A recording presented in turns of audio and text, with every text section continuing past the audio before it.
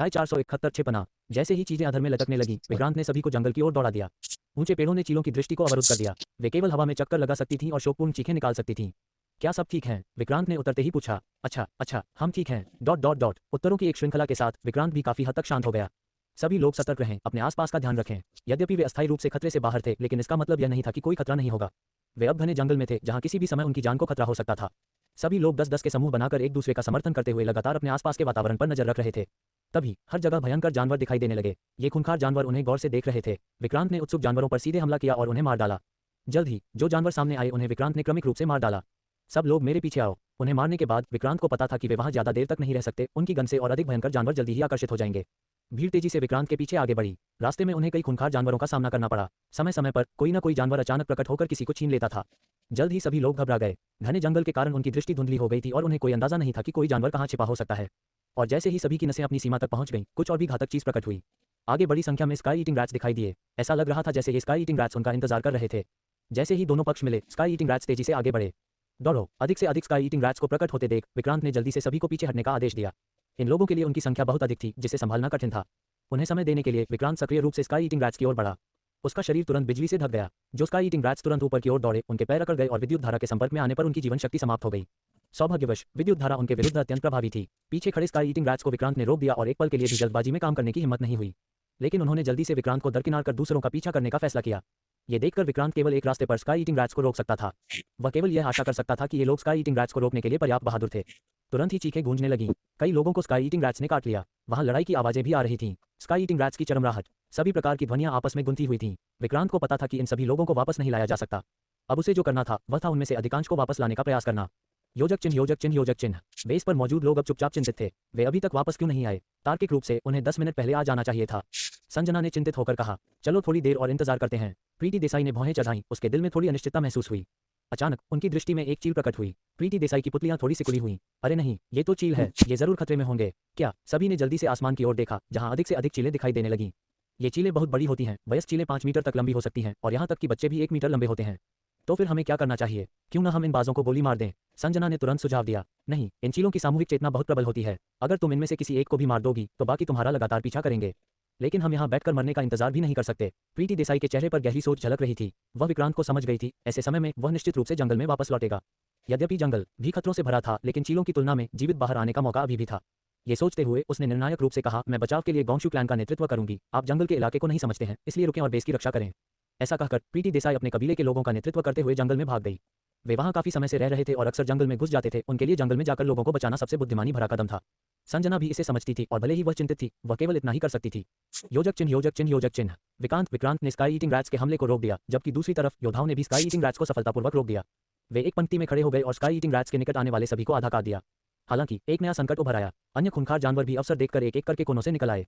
विक्रांत लगातार पूरे युद्ध क्षेत्र पर नजर रख रहा था और जब उसने इन भयंकर जानवरों को अंधेरे से निकलते देखा तो उसका दिल कांप उठा। वह तुरंत युद्ध से अलग हो गया और सभी को जोर से चिल्लाकर कहा, सभी लोग मेरे साथ पीछे हटो। ये कहते हुए विक्रांत एक दिशा में भागा। योद्धाओं ने शीघ्रता से उसका पीछा किया। इसी समय भयंकर जानवर भी पीछे से लगातार पीछा करते हुए झपट पड़े। विक्रांत का लक्ष्य वह गुफा थी जहां उसने पहले प्रीति देसाई को पाया था। एक बार वे वहां पहुंच गए तो वे सुरक्षित हो जाएंगे।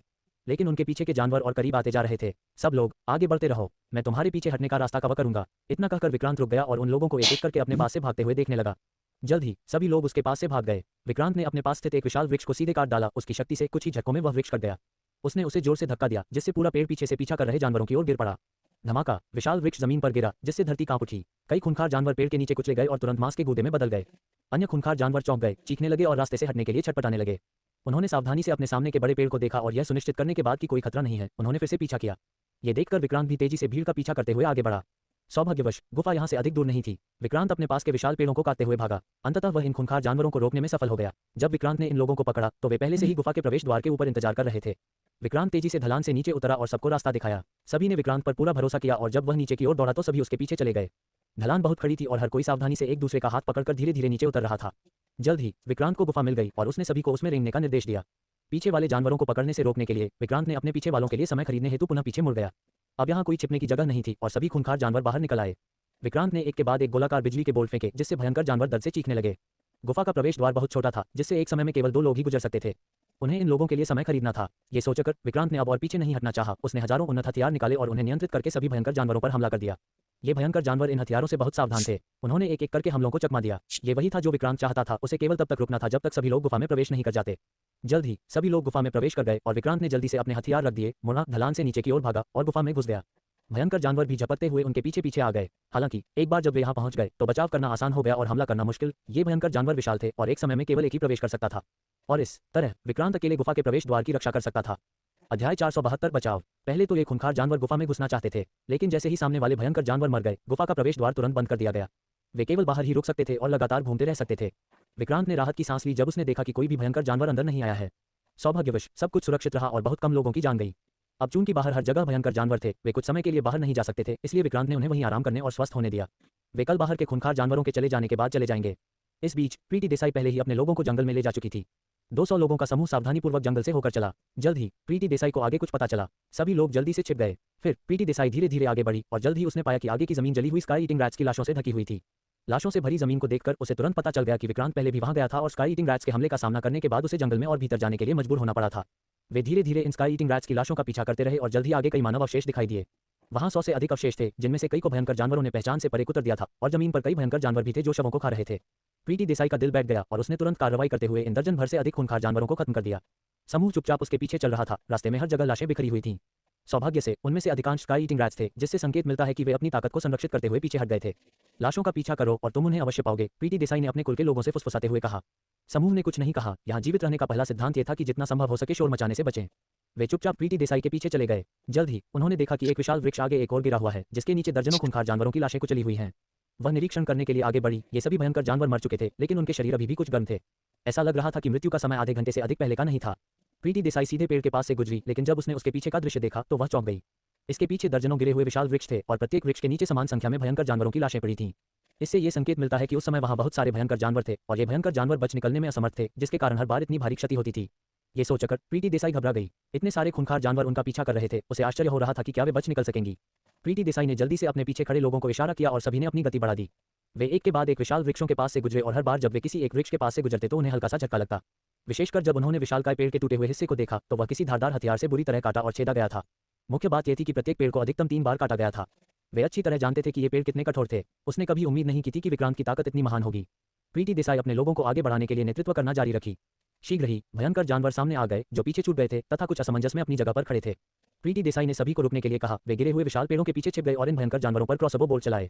इन भयंकर जानवरों से निपटने के बाद वे आगे बढ़ते रहे। हालांकि वे जल्द ही अपना रास्ता भूल गए। वे पहले ही गोबी डेजर्ट तक पहुंच चुके थे। आसपास कोई शव या पैरों के निशान नहीं थे, जिससे ये बताना असंभव था कि वे किस ओर गए थे। हमें क्या करना चाहिए, कबीले की नेता? क्या हमें अलग होकर खोज करनी चाहिए? प्रीति देसाई ने स्पष्ट रूप से मना कर दिया। अब जब यहाँ के भयंकर जानवर भड़क गए हैं तो उनके 200 लोगों का अलग हो जाना भीड़ों का बाग की मान में घुसने के समान होगा। यद्यपि वह ऊपर से शांत दिखाई दे रही थी, परंतु अंदर से वह बहुत चिंतित थी। वह इस समय किसी भी अन्य व्यक्ति की अपेक्षा अधिक चिंतित थी, लेकिन उसे शांत होना पड़ा। केवल शांत होकर ही वह विक्रांत को पा सकती थी। उसने आसपास के इलाके को देखा और अचानक उसे लगा कि यह परिचित है। अचानक उसके चेहरे पर चमक आ गई। ये स्थान उस चट्टानी गुफा के बहुत करीब था और उनमें से बहुतों के लिए वहां छिपना सबसे सुरक्षित होगा। वे अवश्य ही वहां गए होंगे। ये सोचकर प्रीति देसाई बहुत खुश हुई और जल्दी से अपने लोगों को उस दिशा में ले गई। हालांकि जैसे ही वे करीब पहुंचे वे रुक गए। उस चट्टान की गुफा की ढलान पर हजारों खूंखार जानवर दुबके हुए थे। प्रीति देसाई ने तुरंत अपने कबीले के लोग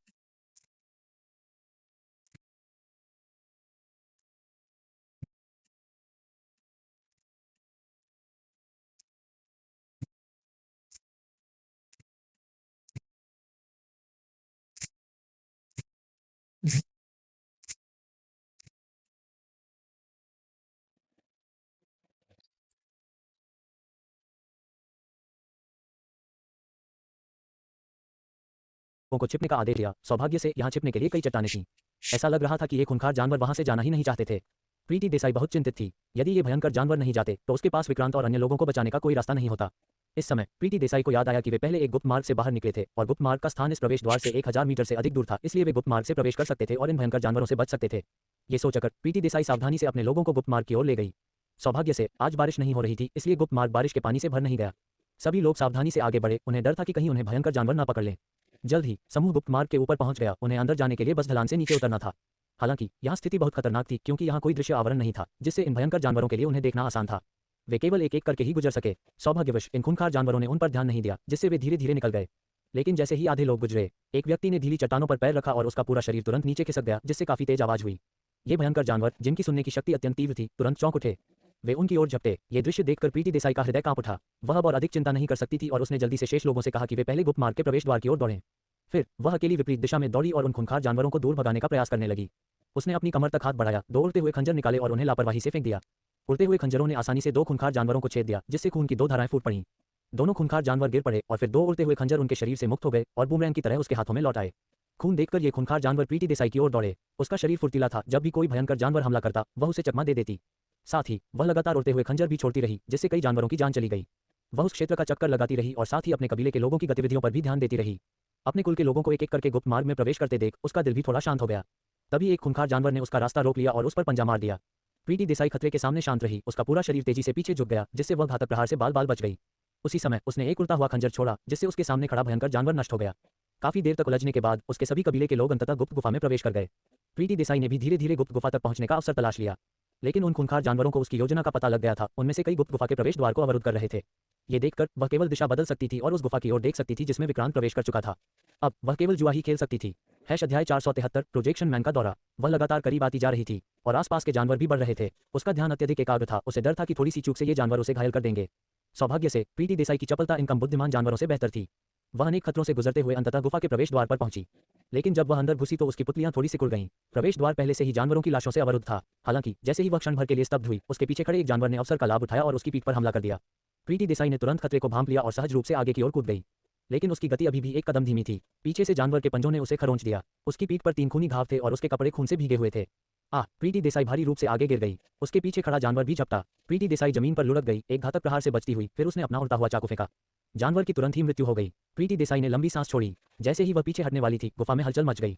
जानवरों के शवों को अंदर से बाहर धकेल दिया गया, जिससे एक व्यक्ति के गुजरने के लिए पर्याप्त जगह बन गई। इसके तुरंत बाद वह सुंदर चेहरा, जिसकी वह आशा कर रही थी, उसके सामने प्रकट हुआ। जैसे ही उसने विक्रांत को देखा, उसकी आंखें तुरंत भर आईं। विक्रांत ने जल्दी से अपना हाथ बढ़ाया। उसने बिना किसी हिचकिचाहट के उसे पकड़ लिया और फिर विक्रांत ने बलपूर्वक खींचकर अपना पूरा शरीर अंदर खींच लिया। उसी समय कई जानवर पीछे से झपटे। जब विक्रांत ने प्रीति देसाई को अंदर खींचा तो उसने अपने हाथ पर कुछ गीला महसूस किया और जब उसने देखा तो वह हाथ खून से भरा था। तभी उसने देखा कि प्रीति देसाई घायल हो गई थी। विक्रांत ने चिंता से पूछा, तुम कैसे हो? प्रीति देसाई ने मुस्कुराने की कोशिश की और कहा, मैं ठीक हूँ।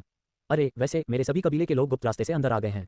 जाओ उनसे मिलो, इसमें कोई जल्दी नहीं है। हिलना मत, मैं दवा लगा दूंगा। ये कहते हुए विक्रांत ने अपने स्थानिक भंडारण से एक एनहांसमेंट पोशन निकाला और उसे उसके शरीर में इंजेक्ट कर दिया।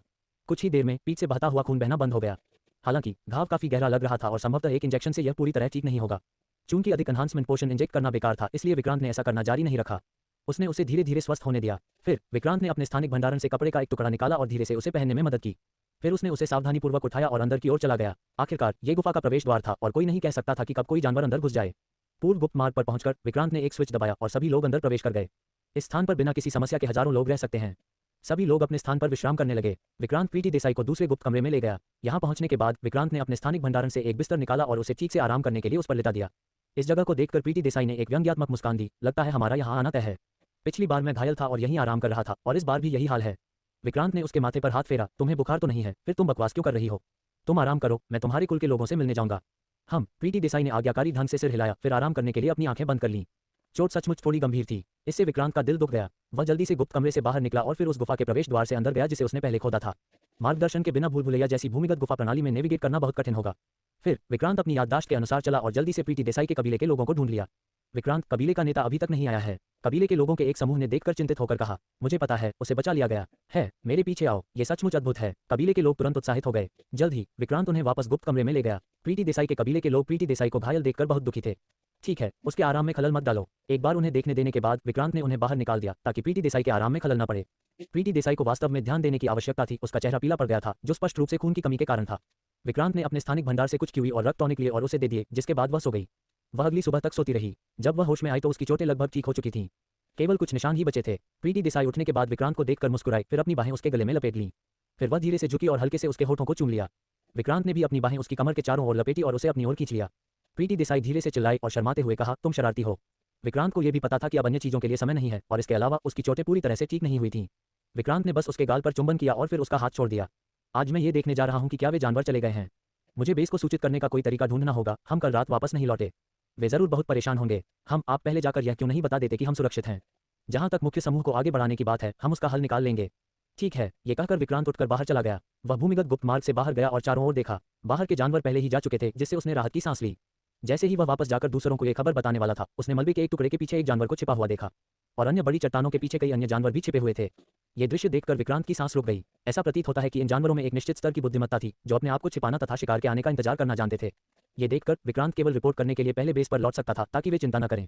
विक्रांत सीधे हवा में उड़ गया। ये दृश्य देखकर कई जानवर बाहर झपटे, लेकिन विक्रांत पहले ही हवा में उड़ चुका था। वे उसे छू भी नहीं सके, केवल जमीन से विक्रांत पर दहाड़ते रहे। विक्रांत ने अब उन पर कोई ध्यान नहीं दिया और तेजी से बेस की ओर उड़ चला। जब बेस की रूपरेखा विक्रांत के सामने आई तो जमीन पर मौजूद लोगों ने भी उसे तुरंत नोटिस किया। कुछ ही देर में गौतम पटेल और संजना दोनों बाहर चले गए। उन्होंने उत्साह से विक्रांत को देखा। विक्रांत, हमने सोचा कि तुम लोग मुसीबत में पड़ गए हो, तुम कैसे हो? गौतम पटेल ने जल्दी से कहा। हमें कुछ परेशानियों का सामना करना पड़ा, लेकिन अब सब सुरक्षित हैं। मैं खास तौर पर यह बताने आया हूं कि सब ठीक हैं। यह अच्छा है, यह अच्छा है। संजना ने भी राहत की सांस ली। इस समय विद्युत नगर बाहर आया और रुंधे गले से बोला, बिग ब्रदर विक्रांत, ये बहुत अच्छी बात है कि तुम ठीक हो। विक्रांत ने उसकी पीठ थपथपाई और हंसते हुए कहा, तुम इतने बड़े आदमी हो, तुम रो क्यों रहे हो? यह अच्छी बात है कि तुम ठीक हो। विद्युत नगर मुस्कुराया, चुपके से एक आंसू पोंछते हुए। ये देखकर विक्रांत ने कहा, इस बार मैं मुख्य रूप से यह बताने आया हूं कि सब सुरक्षित हैं। आप सब बेस की अच्छी तरह से रक्षा करें। अगर कुछ हुआ तो मैं आपको सूचित करने वापस आऊंगा। चिंता मत करो, हम यहाँ हैं, इसलिए कोई समस्या नहीं होगी। लेकिन तुम्हें सावधान रहना होगा और उन्हें सुरक्षित वापस लाना होगा, संजना ने चिंता से कहा। विक्रांत ने सिर हिलाया और कहा, ठीक है, तो मैं वापस चलता हूँ। तुम सब अभी वापस जाओ। लेकिन जैसे ही विक्रांत जाने वाला था, दूर आकाश में अचानक एक प्रोजेक्शन पीपल का विमान दिखाई दिया। सभी लोग तुरंत तनावग्रस्त हो गए। अध्याय 474 ज़ॉम्बी का पीछा। विमान को लगातार पास आते देख सभी लोग तुरंत तनाव में आ गए। सभी लोग सतर्क रहें, विक्रांत चिल्लाया। तभी लोगों का समूह अपने होश में आया और हर कोई युद्ध के लिए तैयार हो गया। विक्रांत ने विमान को धीरे धीरे नीचे उतरते देखा। उसकी आंखें हत्या के इरादे से भरी हुई थीं। जल्द ही प्रोजेक्शन पीपल विमान से नीचे उतर आया। प्रमुख प्रक्षेपण व्यक्ति वह था जिसे विक्रांत ने पहले कभी नहीं देखा था। तभी साक्षी, जो उसके बगल में थी, उसकी पुतलियां थोड़ी सिकुड़ी हुई। उसने इस प्रक्षेपण व्यक्ति की ओर इशारा किया और कहा, ये वही है। विक्रांत ने आश्चर्य से साक्षी को देखा। तुमने इसे देखा है? ये वही है जिसके बारे में मैंने तुम्हें उस समय बताया था। ये सुनकर विक्रांत की भौहें और भी तंग गईं। वह स्वाभाविक रूप से जानता था कि यह प्रक्षेपण व्यक्ति कितना शक्तिशाली है और उसने जल्दबाजी में कोई कदम उठाने का साहस नहीं किया। प्रक्षेपण व्यक्ति धीरे धीरे विक्रांत की ओर चला। इस दौरान विक्रांत पहले से ही ठंडे पसीने से भीग चुका था।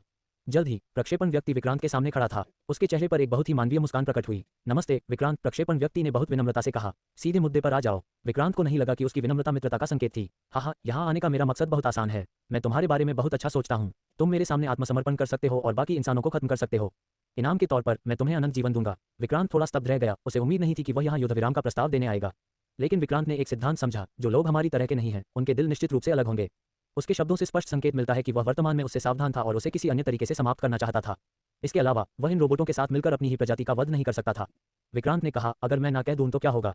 प्रक्षेपण व्यक्ति के चेहरे की मुस्कान तुरंत गायब हो गई। विक्रांत की ओर देखते हुए उसने बहुत ही मानवीय क्रोध की अभिव्यक्ति दिखाई। तो मैं तुम सबको नष्ट कर दूंगा। विक्रांत ने अपना गोल्डन स्वॉर्ड उठाया और सीधे प्रोजेक्शन व्यक्ति की गर्दन पर दबाया। तो और कोशिश करो। इस पर प्रक्षेपण व्यक्ति ठहाका लगाकर हंसने लगा। मैं तुम्हें विचार करने के लिए 3 दिन का अतिरिक्त समय दे सकता हूँ। विक्रांत इससे निपटने में असमर्थ था, इसलिए उसने अपना हाथ उठाया और नीचे वार किया। हालांकि प्रक्षेपण व्यक्ति तुरंत अपने स्थान से गायब हो गया तथा विमान के नीचे पुनः प्रकट हो गया। उसने एक बार फिर विक्रांत को उपहासपूर्ण दृष्टि से देखा, फिर विमान में वापस आया और पलक झपकते ही उस क्षेत्र से चला गया। विक्रांत ने यह उम्मीद नहीं की थी कि यहाँ पहुंचते ही ये प्रोजेक्शन पीपल उन्हें ढूंढ लेंगे। अब उसके पास जाने के लिए कोई और स्थान नहीं था और वह केवल यहीं उनसे मौत तक लड़ सकता था। बेस में मौजूद हजारों लोग विमान को जाते हुए देख रहे थे। वे इन प्रोजेक्शन पीपल से भी गहरी नफरत करते थे। यदि उन्होंने ज़ॉम्बी वायरस का निर्माण न किया होता तो इन सभी लोगों का भविष्य सुंदर होता।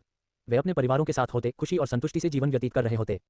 लेकिन ये सब इन प्रोजेक्शन पीपल द्वारा नष्ट कर दिया गया था और वे अभी भी पूरी मानवता को नष्ट करना चाहते थे। वे ऐसी घटना को कतई नहीं होने देंगे। सभी के चेहरों पर दृढ़ भाव देखकर इन प्रोजेक्शन पीपल को नष्ट करने में विक्रांत का आत्मविश्वास और भी मजबूत हो गया। प्रोजेक्शन पीपल पहले ही बहुत दूर जा चुके थे और विक्रांत ने उन्हें आराम करने का आदेश दिया। फिर वह हवा में उड़ गया और पीटी देसाई तथा अन्य को वापस लाने की तैयारी करने लगा। इस बार आसमान में कोई चील नहीं थी। अगर वह चाहता था कि ये लोग सुरक्षित लौट आएं तो उसे हवाई रास्ता ही अपनाना था। जल्द ही विक्रांत गुफा के ऊपर आकाश में लौट आया। ऐसा लग रहा था जैसे खतरनाक जानवर जा चुके हों। सुरक्षित रहने के लिए विक्रांत ने पुनः चारों ओर चक्कर लगाया तथा ये सुनिश्चित किया कि गुफा में लौटने से पहले सभी खूंखार जानवर चले गए हों। सभी को बाहर बुलाने के बाद विक्रांत ने एक बार फिर पिछली विधि का उपयोग करके उन्हें एक एक करके हवा में भेज दिया। जब सभी ने बेस देखा तो उनके दिल की धड़कनें शांत हो गईं और जब बेस में मौजूद लोगों ने उन्हें देखा तो वे खुशी से झूम उठे। ये कार्मिक स्थानांतरण अंततः संपन्न हो गया। गोंगशू क्लैन का आधार बड़ा नहीं था और इसमें इतने अधिक लोगों को रखने की क्षमता नहीं थी, इसलिए अगले कुछ दिनों तक वे आधार का विस्तार करने में व्यस्त रहे। तीसरे दिन प्रोजेक्शन पीपल निर्धारित समय पर आ गया। हालांकि प्रमुख प्रक्षेपण व्यक्ति पिछला व्यक्ति नहीं था। 3 दिन बीत गए हैं। क्या तुमने अपना मन बना लिया है? विक्रांत ने इसका कोई जवाब नहीं दिया, बल्कि उस पर एक गोलाकार बिजली का बोल्ट दाग दिया और वह प्रक्षेपण व्यक्ति तुरंत जमीन पर गिर गया। अन्य प्रोजेक्शन पीपल ने विरोध करने की कोशिश की, लेकिन विक्रांत के पीछे खड़ी भीड़ ने उन्हें गोली मार दी। यहाँ तक कि गोलीबारी के बीच विमान भी फट गया। जैसे ही विमान में विस्फोट हुआ, भीड़ पूरी तरह से खुशी से झूम उठी। मनुष्य इस दुनिया के शासक हैं और वे कभी भी रोबोट के सामने आत्मसमर्पण नहीं करेंगे। और प्रोजेक्शन पीपल को तुरंत यहाँ की स्थिति का पता चला। वे बहुत क्रोधित हुए और पहले अवसर पर मीरा पांडे से संपर्क किया तथा उसे विक्रांत के अड्डे को ध्वस्त करने के लिए ज़ॉम्बी सेना का नेतृत्व करने को कहा। मीरा पांडे ने भी तुरंत अपने दर्जन भर ज़ॉम्बी एम्परर्स का नेतृत्व किया और रवाना हो गई। वे रास्ते में और अधिक शक्तिशाली होते गए और लाशों का एक अंतहीन झुंड हुवैंग माउंटेन के पैर तक पहुंच गया। आकाश में बिजली चमकने लगी और गड़गड़ाहट होने लगी। मीरा पांडे के हाथ में एक काली ऊर्जा का गोला प्रकट हुआ। उसने उसे आकाश में फेंक दिया। काली ऊर्जा का गोला तेजी से आकाश में पहुंच गया। उसका आकार धीरे धीरे बढ़ता गया, एक विशाल भंवर की तरह जो सारी बिजली को अपने अंदर खींच रहा था। यहाँ तक कि आकाश में छाए काले बादल भी छा गए। पलक झपकते ही आकाश में एक भी काला बादल नहीं रहा और बिजली पूरी तरह गायब हो गई। काली ऊर्जा का गोला धीरे धीरे वापस उड़ गया। इसका आयतन भी धीरे धीरे कम होता गया। अंततः मीरा पांडे के हाथ में आ गया और फिर से गायब हो गया। उसने अपना हाथ हिलाया और उसके पीछे अनगिनत लाशें डाहूवैंग माउंटेन की ओर दौड़ पड़ी। जल्द ही उन्होंने रक्षा की पहली पंक्ति को तोड़ दिया। जब वे रक्षा की दूसरी पंक्ति पर पहुंचे तो शहर की दीवार पर मौजूद लोग इतने डर गए कि उन्होंने जल्दी से गेट बंद कर दिया और फिर पहाड़ पर भाग गए, मानो वे बच रहे हों। उसे समय पर प्रीति देसाई को जो कुछ भी दिखाई दिया उसकी सूचना देनी थी। शहर में जीवन चरम पर भी चिंतामुक्त था। उन्हें नहीं पता था कि कुछ ही दूरी पर बड़ी संख्या में लाशें उन्हें मारने आ रही हैं।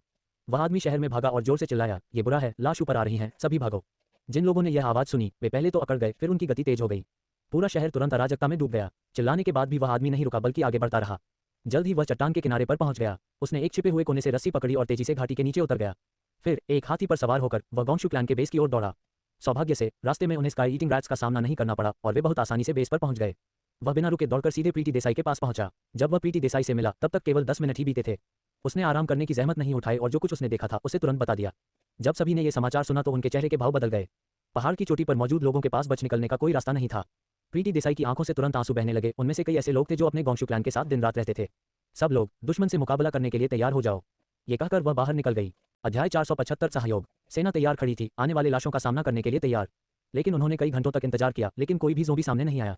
जैसे ही वे ऊपर जाकर जांच करने वाले थे दूर से एक आकृति उड़ती हुई आई। विक्रांत ने देखा और उसकी पुतलियां थोड़ी सिकुड़ गईं। वह व्यक्ति मीरा पांडे थी। जल्द ही मीरा पांडे जमीन पर उतरी। सभी ने अपनी तोपें उस पर तान दी। मानवता के सर्वोच्च कमांडर के रूप में विक्रांत दृढ़तापूर्वक मीरा पांडे की ओर बढ़ा। वह मीरा पांडे के सामने आया, उसकी नज़र उस पर टिकी थी।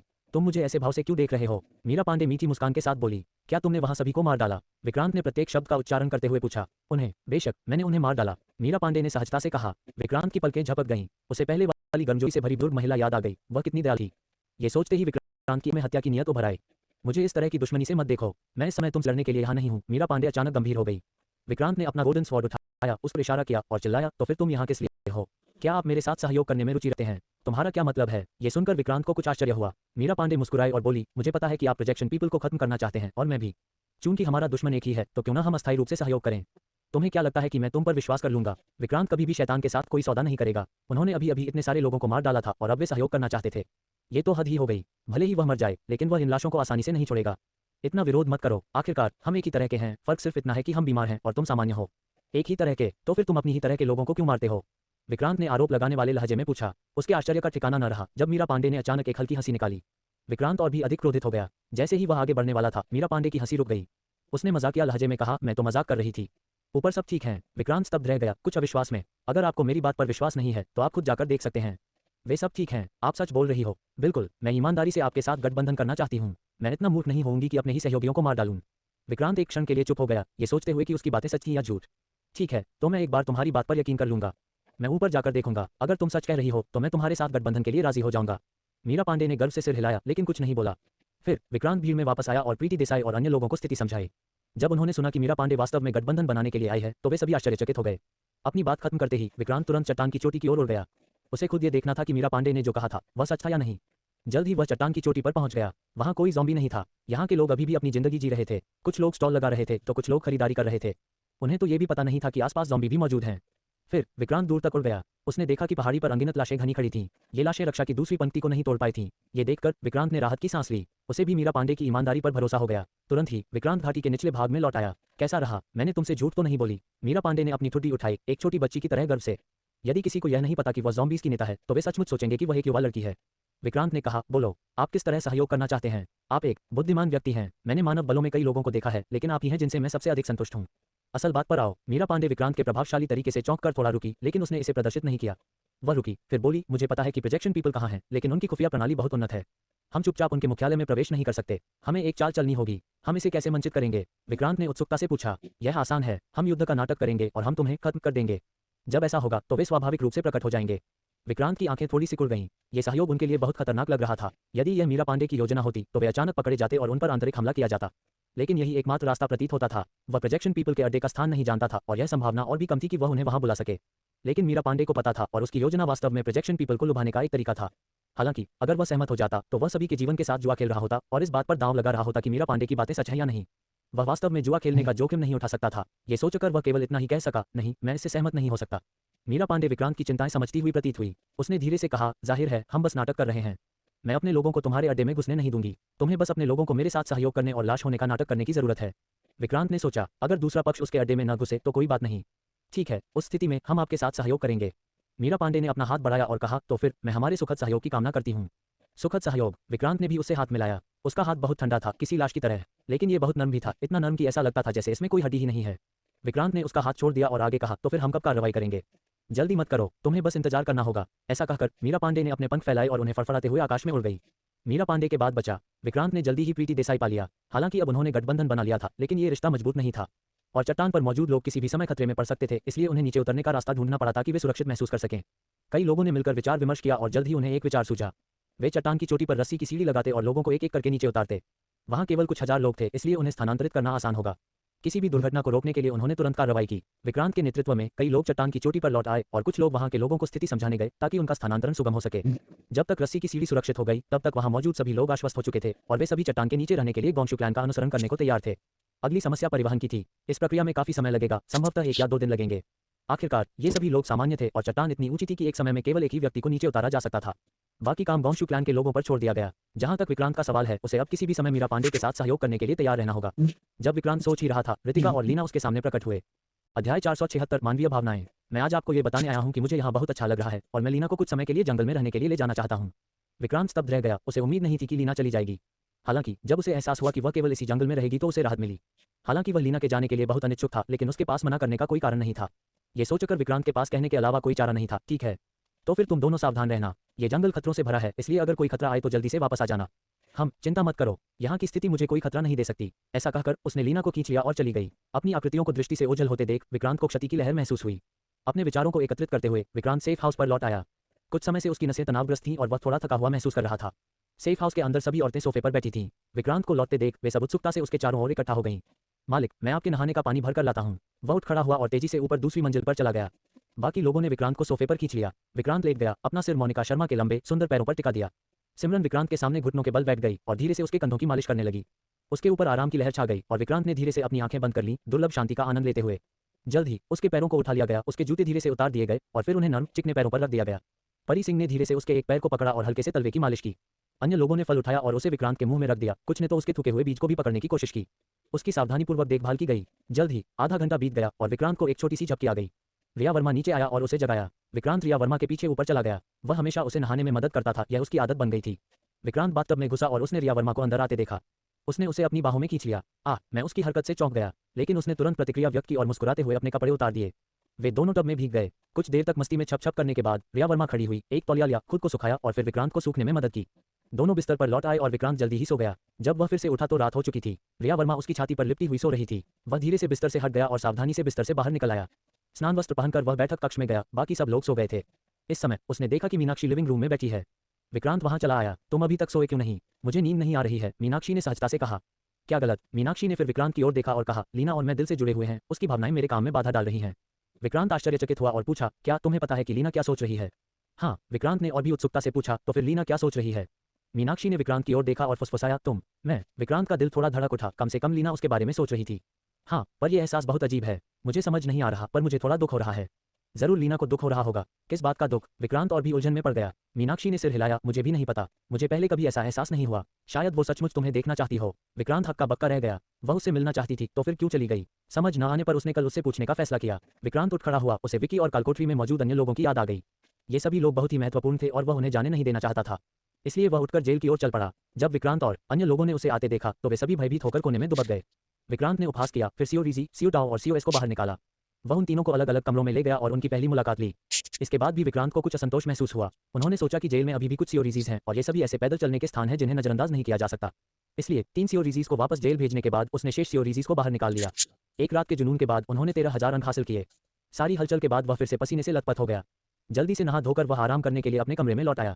रिया वर्मा जागी नहीं थी। सावधानी से बिस्तर पर लेते हुए उसने उसे अपनी बाहों में खींच लिया और जल्द ही सो गया। अगली सुबह विक्रांत को रिया वर्मा द्वारा जगाया गया। एक साधारण नाश्ते के बाद विक्रांत को कल के मीनाक्षी के शब्द याद आ गए, इसलिए वह उठ गया और लीना को ढूंढने जाने की तैयारी करने लगा। हालांकि उसे नहीं पता था कि लीना कहाँ गई थी, जिससे चीजें थोड़ी मुश्किल हो गईं। जंगल इतना विशाल था कि उसका स्थान न जानना घास के ढेर में सुई ढूंढने जैसा था, लेकिन फिर भी उसने जाकर देखने का निर्णय लिया। विक्रांत ने हवा में उड़ना चुना, जो तेज भी होता। बहन, तुम क्यों चली गई? यहाँ तो फॉरबिडन फॉरेस्ट से भी ज्यादा बुरा हाल है। लीना ने थोड़ा नाखुश होकर कहा, मुझे नहीं पता कि हाल ही में क्या हो रहा है, लेकिन लगता है मुझमें मानवीय भावनाएं विकसित हो गई हैं। ये सुनकर लीना तुरंत उत्साहित हो गई। उसने उत्सुकता से पूछा, मानवीय भावनाएं कैसी होती हैं? लीना ने अपना सिर हिलाया और धीरे से कहा, थोड़ा कड़वा। ये कड़वा कैसे हो सकता है? लीना ने उलझन में मुंह बनाते हुए कहा। मैं कितना भी समझाऊं तुम नहीं समझोगी, शायद इसलिए कि मैं बहुत देर तक इंसानों के संपर्क में रही हूं। लीना ने अपना सिर हिलाया, अपने बनाए झूले पर बैठ गई और झूमने लगी। बहुत तकलीफदेह है, मुझे ऐसा क्यों लगता है कि मानवीय भावनाएं पाने के बाद भी दीदी उतनी मुस्कुराती नहीं। अगर ऐसा है तो मुझे मानवीय भावनाएं नहीं चाहिए। लीना झूले पर बैठी थी, उसके पैर हवा में लटक रहे थे। हे चलो अब इस बारे में बात नहीं करते, हम कुछ देर यहीं रुकेंगे और जब सब ठीक हो जाएगा तो मैं वापस चला जाऊंगा। ठीक है, दीदी जहां भी होंगी मैं वहां रहूंगा। लीना राहत से मुस्कुराई। तभी अचानक उसने ऊपर देखा। जब उसने वह आकृति देखी तो उसकी पुतलियां थोड़ी सी कांप उठी और उसके हृदय में वह भावना और भी प्रबल हो गई। बहन बहन देखो, क्या वह विक्रांत उड़कर नहीं आ रहा है? लीना ने उत्साहित होकर आकाश की ओर इशारा किया। हाँ, ये वही है विक्रांत, हम यहाँ हैं। लीना ने आकाश की ओर जोर से चिल्लाया। हालांकि विक्रांत बहुत तेज उड़ रहा था। जब तक वह चिल्लाई वह बहुत दूर उड़ चुका था, इसलिए वह उसकी आवाज बिल्कुल नहीं सुन सका। चिल्लाओ मत, वो तुम्हारी आवाज नहीं सुन सकता। और हाँ, मैं अभी उससे मिलना भी नहीं चाहता। लीना तुरंत उलझन में पड़ गई। बहन, जब तुम उसके साथ थी तब क्या तुम सबसे ज्यादा खुश नहीं थी? अब तुम उससे मिलना क्यों नहीं चाहती? ठीक है, अब इस समस्या के बारे में बात मत करो। लीना नाराज हो गई और सीधे उसे रोक दिया। ओह तो ठीक है। लीना ने एक अन्यायी बच्चे की तरह मुंह बनाया और बड़बड़ाया। ये देखकर लीना भी थोड़ा असहाय महसूस किया। उसने धीरे से लीना के माथे पर हाथ फेरा और धीरे से बोली, मुझे आशा है कि तुम्हारे मन में कभी इस तरह की भावनाएं नहीं आएंगी। ऐसा कहते हुए उसने क्षितिज की ओर देखा जिस दिशा में विक्रांत ने छोड़ा था। लेकिन तभी विक्रांत का आकार फिर से उसकी नजर में आया और उसका दिल एक बार फिर से धड़कने लगा।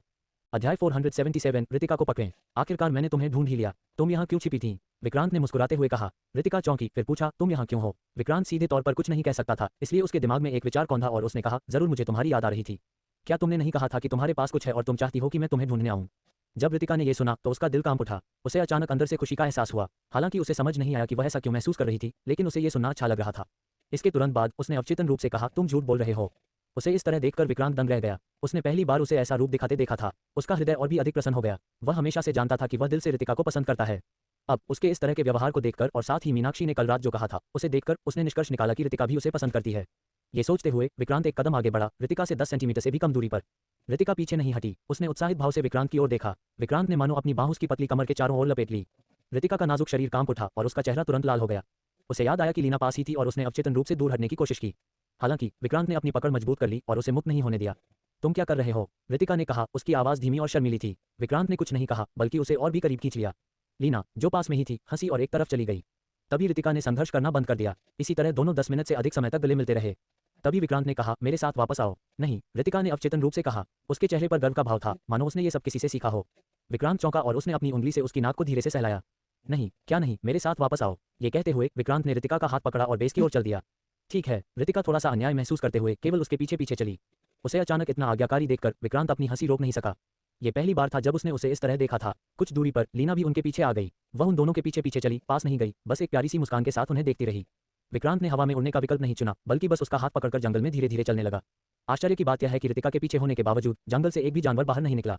वे बहुत आसानी से बेस पर लौट आए। बेस पर लौटने के बाद विक्रांत ने अपने रिश्ते को आधिकारिक बनाने के लिए इस अवसर का लाभ उठाने की तैयारी की।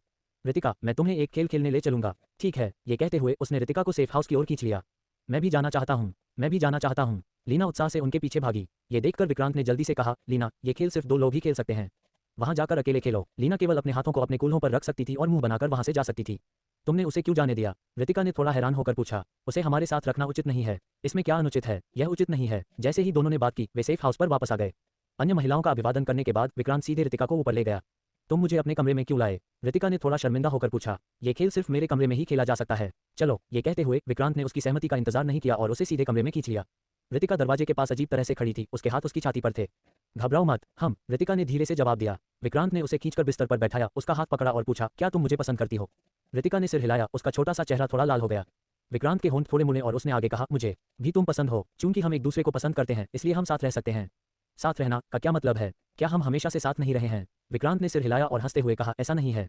साथ रहने से मेरा मतलब एक अंतरंग रिश्ता है, बिल्कुल दूसरी औरतों की तरह। क्या आप एक ही कमरे में सोने की बात कर रहे हैं? हाँ हाँ हाँ। रितिका ने पलकें झपकाईं और मासूमियत भरे भाव से कहा, ठीक है। तो फिर चलो अब शुरू करते हैं। ये कहते हुए विक्रांत ने धीरे से अपना टॉप उठाया। थप्पड़। रितिका ने अपना हाथ उठाया और विक्रांत का हाथ दूर कर दिया। उसने विक्रांत को घूरते हुए कहा, सोना तो सोना ही है। तुम क्या करना चाहते हो? सोने का मतलब तो कपड़े उतारना ही है। क्या तुम सोते समय कपड़े नहीं उतारती? जब मैं अकेले सोती हूँ तो बेशक मैं उन्हें उतार देती हूँ, लेकिन तुम्हारे साथ। रितिका ने अपनी बात पूरी नहीं की, फिर चुपचाप अपना सिर नीचे कर लिया। ये देखकर विक्रांत ने जल्दी से कहा, क्या तुम्हें नहीं पता कि प्रेमी प्रेमिका साथ सोते समय अपने कपड़े उतार देते हैं? रितिका ने फिर अपना सिर हिलाया। विक्रांत ने तुरंत जोर देकर कहा, देखो, उनके बच्चे इसलिए हुए क्योंकि वे साथ सोते समय अपने कपड़े उतार देते थे।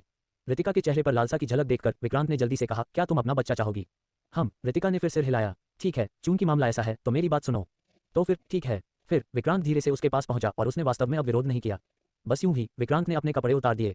अध्याय 478 सुरक्षित घर का उन्नयन। जब उन्होंने अपग्रेड विकल्प देखा तो वे तुरंत उत्साहित हो गए। वह वास्तव में जीन अंकों को विशेषता अंकों के लिए विनिमय कर सकता था। क्या इसका मतलब यह नहीं था कि वह जल्दी ही अपनी ताकत में सुधार कर सकता था? ये सोचकर उसने जल्दी से पहला विकल्प चुन लिया। मास्टर बेडरूम को अपग्रेड करने के लिए बधाई मेजबान। अगले ही पल उसका पूरा शयनकक्ष बदल गया। ये और भी अधिक आलीशान हो गया। उसे इसकी कोई परवाह नहीं थी। उसने जल्दी से सिस्टम पैनल खोला। अब उसके पास 3 मिलियन से ज्यादा जीन पॉइंट थे जिन्हें वह खर्च नहीं कर सकता था। मेजबान के शेष जीन बिंदु 3210 258 अंक। क्या आप विशेषता अंक के लिए विनिमय करना चाहते हैं? प्रत्येक विशेषता अंक की कीमत 500 जीन अंक है। क्या आप विनिमय करना चाहते हैं? विक्रांत ने गणना की कि इन जीन बिंदुओं को 6420 विशेषता बिंदुओं के साथ बदला जा सकता है। इसलिए उन्होंने अपने सभी जीन अंकों को विशेषता अंकों के लिए बदल दिया। उन्होंने इन सभी विशेषताओं को बल प्रदान किया। विक्रांत ने जांच करने के लिए सिस्टम पैनल खोला। नाम विक्रांत। शक्ति 9694/10,000। चपलता 1000/10,000। धीरज 1000/10,000। आकर्षण 1000/10,000। मेजबान जीन संवर्धन 1 ज़ॉम्बी वायरस से प्रतिरक्षित। 2 गुर्दे की कार्यक्षमता में वृद्धि। 3 शुक्राणु गतिविधि में वृद्धि। 4 रेटिना एनहांसमेंट। 5 हेलुसिनेटरी फैक्टर। 6 एड्रेनलिन। 7 नया रूप और भेस। 8 थंडर पावर वृद्धि जोड़ 1। 9 बिजली की ढाल। 10 सभी जहरों से प्रतिरक्षित। 11 हार्मोन। 12 बिजली के साथ उड़ान। 13 चुंबकीय आकर्षण क्षमता। 14 शरीर की वृद्धि। 15 स्वर्गीय बिजली को आकर्षित करना। 16 अंग पुनर्जनन। 17 कर्षण। 18 गुरुत्वाकर्षण दबाव। उसकी शक्ति का गुण अपने अधिकतम मूल्य पर पहुंचने वाला था। उन्होंने अपने शरीर में ऊर्जा का एक विशाल प्रवाह भी महसूस किया। इस शक्ति के बल पर उनमें मीरा पांडे को हराने का भी आत्मविश्वास था। कपड़े पहनने के बाद विक्रांत बाहर चला गया। रितिका लिविंग रूम में दूसरों के साथ बातें कर रही थी। विक्रांत ने उन्हें परेशान नहीं किया और बाहर चला गया। इस समय उसने देखा कि प्रीति देसाई लोगों को चट्टान से बेस की ओर ले जा रही थी। वह प्रीति देसाई की ओर चला गया। जैसे ही वह वहां पहुंचा 5 मीटर से अधिक लंबा एक तेंदुआ अचानक पास के जंगल से बाहर निकल आया। जैसे ही वह प्रकट हुआ उसने सीधे इन लोगों पर हमला कर दिया। सावधान। प्रीति देसाई की अभिव्यक्ति तुरंत दृश्य को देखकर घबरा गई। विक्रांत का चेहरा काला पड़ गया और वह तेजी से तेंदुए की ओर दौड़ा। सही समय पर उसने तेंदुए के शरीर पर मुक्का मारा। टकराना। तेंदुआ तुरंत तोप के गोले की तरह उड़ गया। इसका शरीर हवा में ही विघटित हो गया। इसके बिखरे हुए अवशेष जमीन पर गिर गए। ये दृश्य देखकर प्रीति देसाई का जबड़ा लगभग खुला रह गया। विक्रांत को भी उम्मीद नहीं थी कि उसके मुक्के में इतनी ताकत होगी। इन भयंकर जानवरों ने पर्याप्त आध्यात्मिक ऊर्जा अवशोषित कर ली थी और उनकी ताकत सोल शेपिंग रन के पहले चरण में एक मानव के बराबर थी। इससे पहले अगर विक्रांत का सामना इस स्तर के किसी जानवर से होता तो वह उसका सामना करने की हिम्मत नहीं करता। लेकिन अब एक ही मुक्का से जानवर का शरीर टुकड़े टुकड़े हो गया। तभी प्रीति देसाई भी होश में आ गई। उसने विक्रांत को उत्साह से देखा। विक्रांत आपकी ताकत फिर से बढ़ गई है। विक्रांत ने सिर हिलाया और कहा हाँ, लेकिन मुझे नहीं पता कि अगले चरण में प्रवेश करने में कितना समय लगेगा। ये बहुत बढ़िया है। इस तरह हमें इन ज़ॉम्बी से डरना नहीं पड़ेगा। उन्हें हमेशा ये चिंता रहती थी कि एक बार ज़ॉम्बी के साथ सहयोग करने के बाद वे बाद में उनके नियंत्रण में आ जाएंगे या फिर पूरी तरह से नष्ट हो जाएंगे। अब ऐसा लग रहा था ऐसी चिंताएं गायब हो गई थीं। ये बात उसे उत्साहित क्यों न करे। विक्रांत भी बहुत उत्साहित था। उसने प्रीति देसाई की तरफ देखा और पूछा वहाँ अभी भी कितने लोग हैं? लगभग वे सभी अगले आधे दिन में नीचे आ जाएंगे। अच्छा, यह अच्छी बात है। हमें अभी भी नहीं पता कि मीरा पांडे कब आएगी, इसलिए हमें इस दौरान पूरी तरह तैयार रहना होगा। चिंता मत करो, सबसे जरूरी मुद्दा हल हो गया है, बाकी सब कुछ आसानी से निपट जाएगा। प्रीति देसाई बहुत अच्छे मूड में थी, मानो उसके कंधों से कोई बड़ा बोझ उतर गया हो। वह अवश्य ही बहुत दबाव में रही होगी। विक्रांत ने और कुछ नहीं कहा और इन लोगों को ले जाने के लिए प्रीति देसाई का अनुसरण किया। सौभाग्यवश बाकी यात्रा सुचारू रही और कोई भी भयंकर जानवर सामने नहीं आया। रात के 9 बजे तक वे सभी को नीचे नहीं ले जा सके। प्रीति देसाई सभी के लिए भोजन तैयार किया। दिन भर की कड़ी मेहनत के बाद वे सभी थक गए थे, खासकर इसलिए क्योंकि उनमें कई बुजुर्ग लोग भी थे जो इतनी कठिन यात्रा सहन नहीं कर सकते थे। इसके बाद प्रीति देसाई ने उनके लिए आवास की भी व्यवस्था की। फिलहाल वे केवल तंबुओं में ही सो सकते थे, लेकिन वह भी काफी अच्छा था। सब कुछ व्यवस्थित हो जाने के बाद प्रीति देसाई ने अंततः राहत की सांस ली। वह विक्रांत के पास आए और उसके पास बैठ गई। क्या आपको लगता है कि मीरा पांडे सफल हो सकती है? विक्रांत सीधे सामने देख रहा था। उसकी आंखें चिंता से भरी हुई थीं। उसने अपना सिर हिलाया और धीरे से कहा मुझे नहीं पता। चलिए इंतजार करते हैं और देखते हैं। दोनों फिर चुप हो गए। वे नहीं जानते थे कि यदि प्रोजेक्शन पीपल गायब हो गए तो वे मीरा पांडे और उसके समूह का सामना कैसे करेंगे। क्या ये युद्ध होगा या शांतिपूर्ण सहअस्तित्व? लेकिन क्या ज़ॉम्बी मनुष्यों के साथ सहअस्तित्व में रह सकते हैं? ये स्पष्टतः असंभव था। तभी विक्रांत अचानक खड़ा हुआ और प्रीति देसाई को अपनी बाहों में उठा लिया। इतना क्यों सोचना, जब समय आएगा तो जो भी हमारे सामने आएगा हम उससे निपट लेंगे। प्रीति देसाई भी मुस्कुराई। ठीक है, तो मैं इसके बारे में और नहीं सोचूंगी। विक्रांत ने प्रीति देसाई को सेफ हाउस की ओर ले गया। एक भावुक रात के बाद दोनों सो गए। अगले कुछ दिनों में उन्होंने तत्काल ऐसे हथियार बनाए जो प्रोजेक्शन पीपल को नुकसान पहुंचा सकते थे। साथ ही उन्होंने रक्षात्मक किलेबंदी भी बनाई। 5वें दिन तक मीरा पांडे अंततः प्रकट नहीं हुई। विक्रांत जल्दी से बाहर चला गया। मीरा पांडे ने ऊपर से विक्रांत की ओर देखा। विक्रांत उसकी आंखों के स्तर पर बने हुए हवा में उड़ गया। तैयार रहो, वे कल आएंगे और उनका नेता भी आएगा। तुम्हें याद रखना चाहिए, नेता को खत्म करने से ही ये सभी प्रोजेक्शन पीपल मरेंगे। विक्रांत ने सिर हिलाया और कहा अब आप मुझसे क्या करवाना चाहते हैं? कल मैं शहर पर हमला करने के लिए एक ज़ॉम्बी सेना भेजूंगा। तुम्हें बस अपनी पूरी ताकत से प्रतिरोध करना होगा। ठीक है, बस इतना ही, बस इतना ही। विक्रांत और भी कुछ पूछना चाहता था, लेकिन सोचने के बाद उसने अपने सवाल नहीं पूछे। मीरा पांडे हवा में उड़ी और अपने स्थान से गायब हो गई। विक्रांत भी मैदान पर लौट आए और कुछ लोगों के साथ इस मामले पर चर्चा की।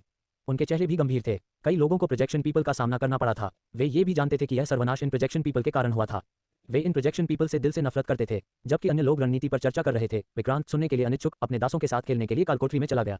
इन घटनाओं से प्रशिक्षित होने के बाद ये दास बहुत आज्ञाकारी बन गए थे और बहुत उपयोगी थे। उन्होंने वही किया जो उसने उनसे करने को कहा। उनका प्रदर्शन अच्छा देखकर विक्रांत ने उन्हें बाहर जाने का मौका देने का निर्णय लिया। उसने उनमें से प्रत्येक पर कुत्ते का पट्टा डाल दिया और उन्हें बाहर स्वतंत्र रूप से घूमने दिया। ये सुनकर कि वे बाहर जा सकते हैं, ये लोग बहुत खुश हुए। उन्होंने विक्रांत को बहुत धन्यवाद दिया। यहाँ उन्हें अब किसी चीज की उम्मीद नहीं थी, बस जीने में सक्षम होना पहले से ही बहुत अच्छा था।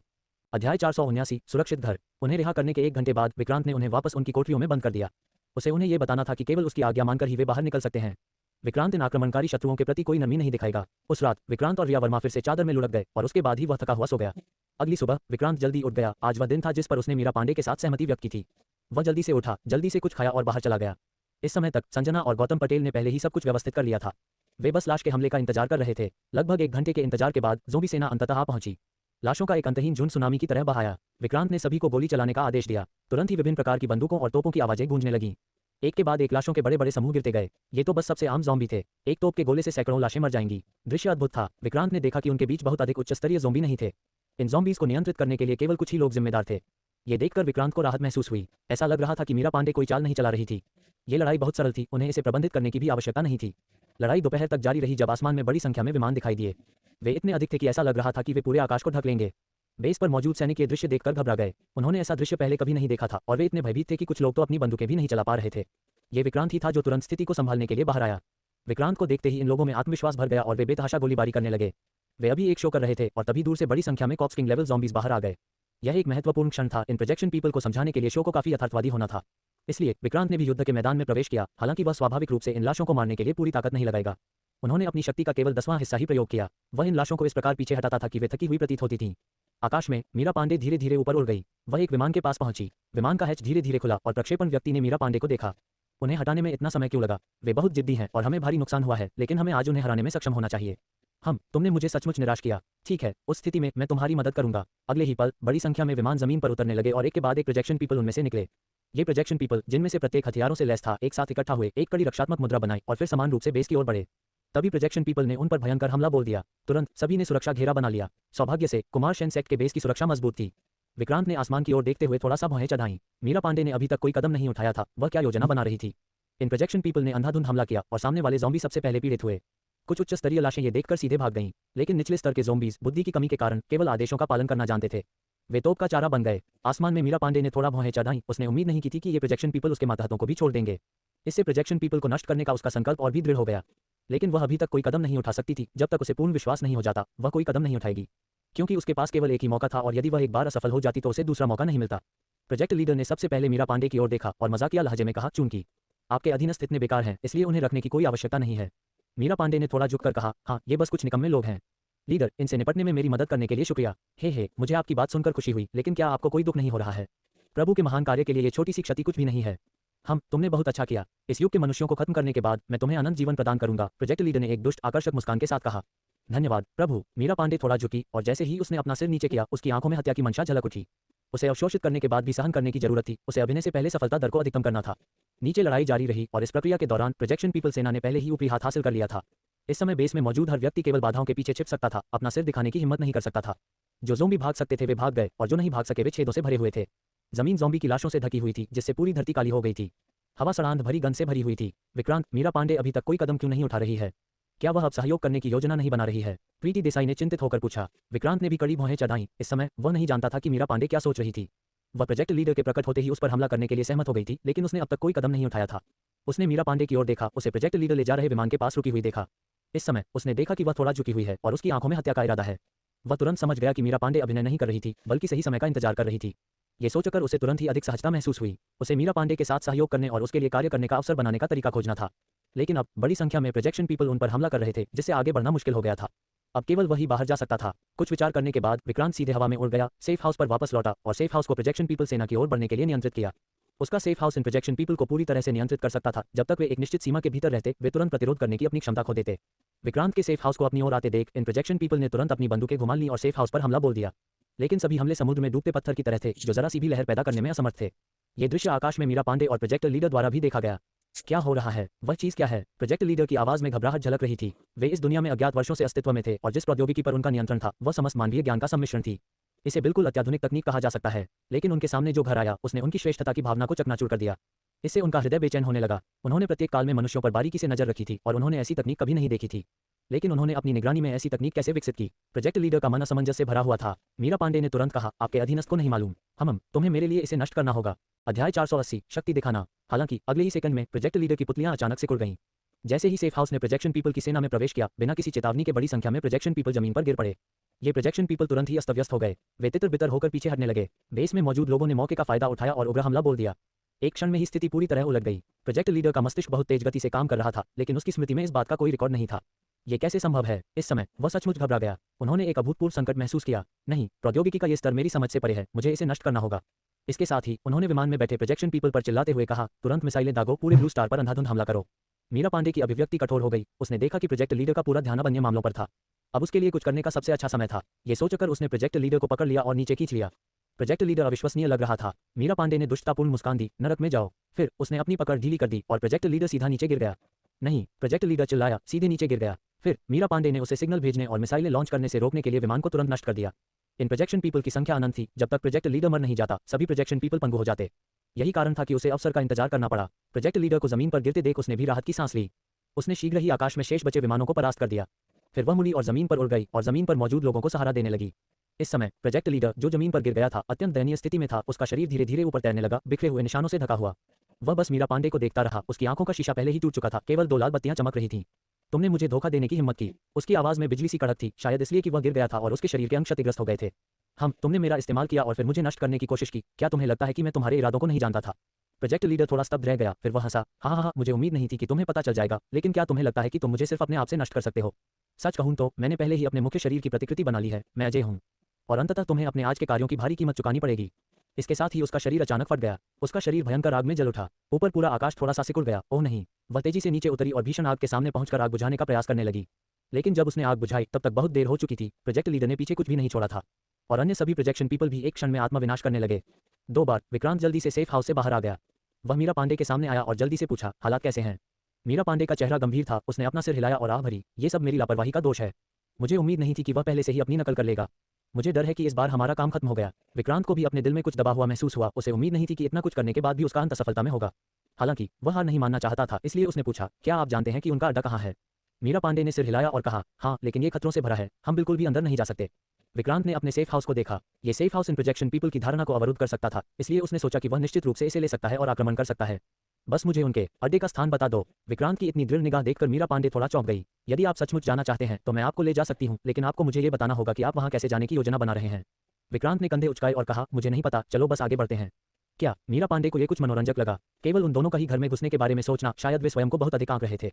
उसकी आंखों में तिरस्कार की झलक दिखाई दी और उसने व्यंग्यात्मक लहजे में कहा, मुझे डर है कि हम दोनों के साथ आगे बढ़ने से पहले ही हमारे अंदर छेद हो जाएंगे। बिना कोशिश किए तुम्हें कैसे पता चलेगा? और तुम्हें कैसे पता कि मैं आगे नहीं बढ़ सकता? ये कहते हुए विक्रांत ने सेफ हाउस की ओर इशारा किया और कहा, तुमने पहले देखा था, वे मेरे सेफ हाउस के सामने लाचार थे।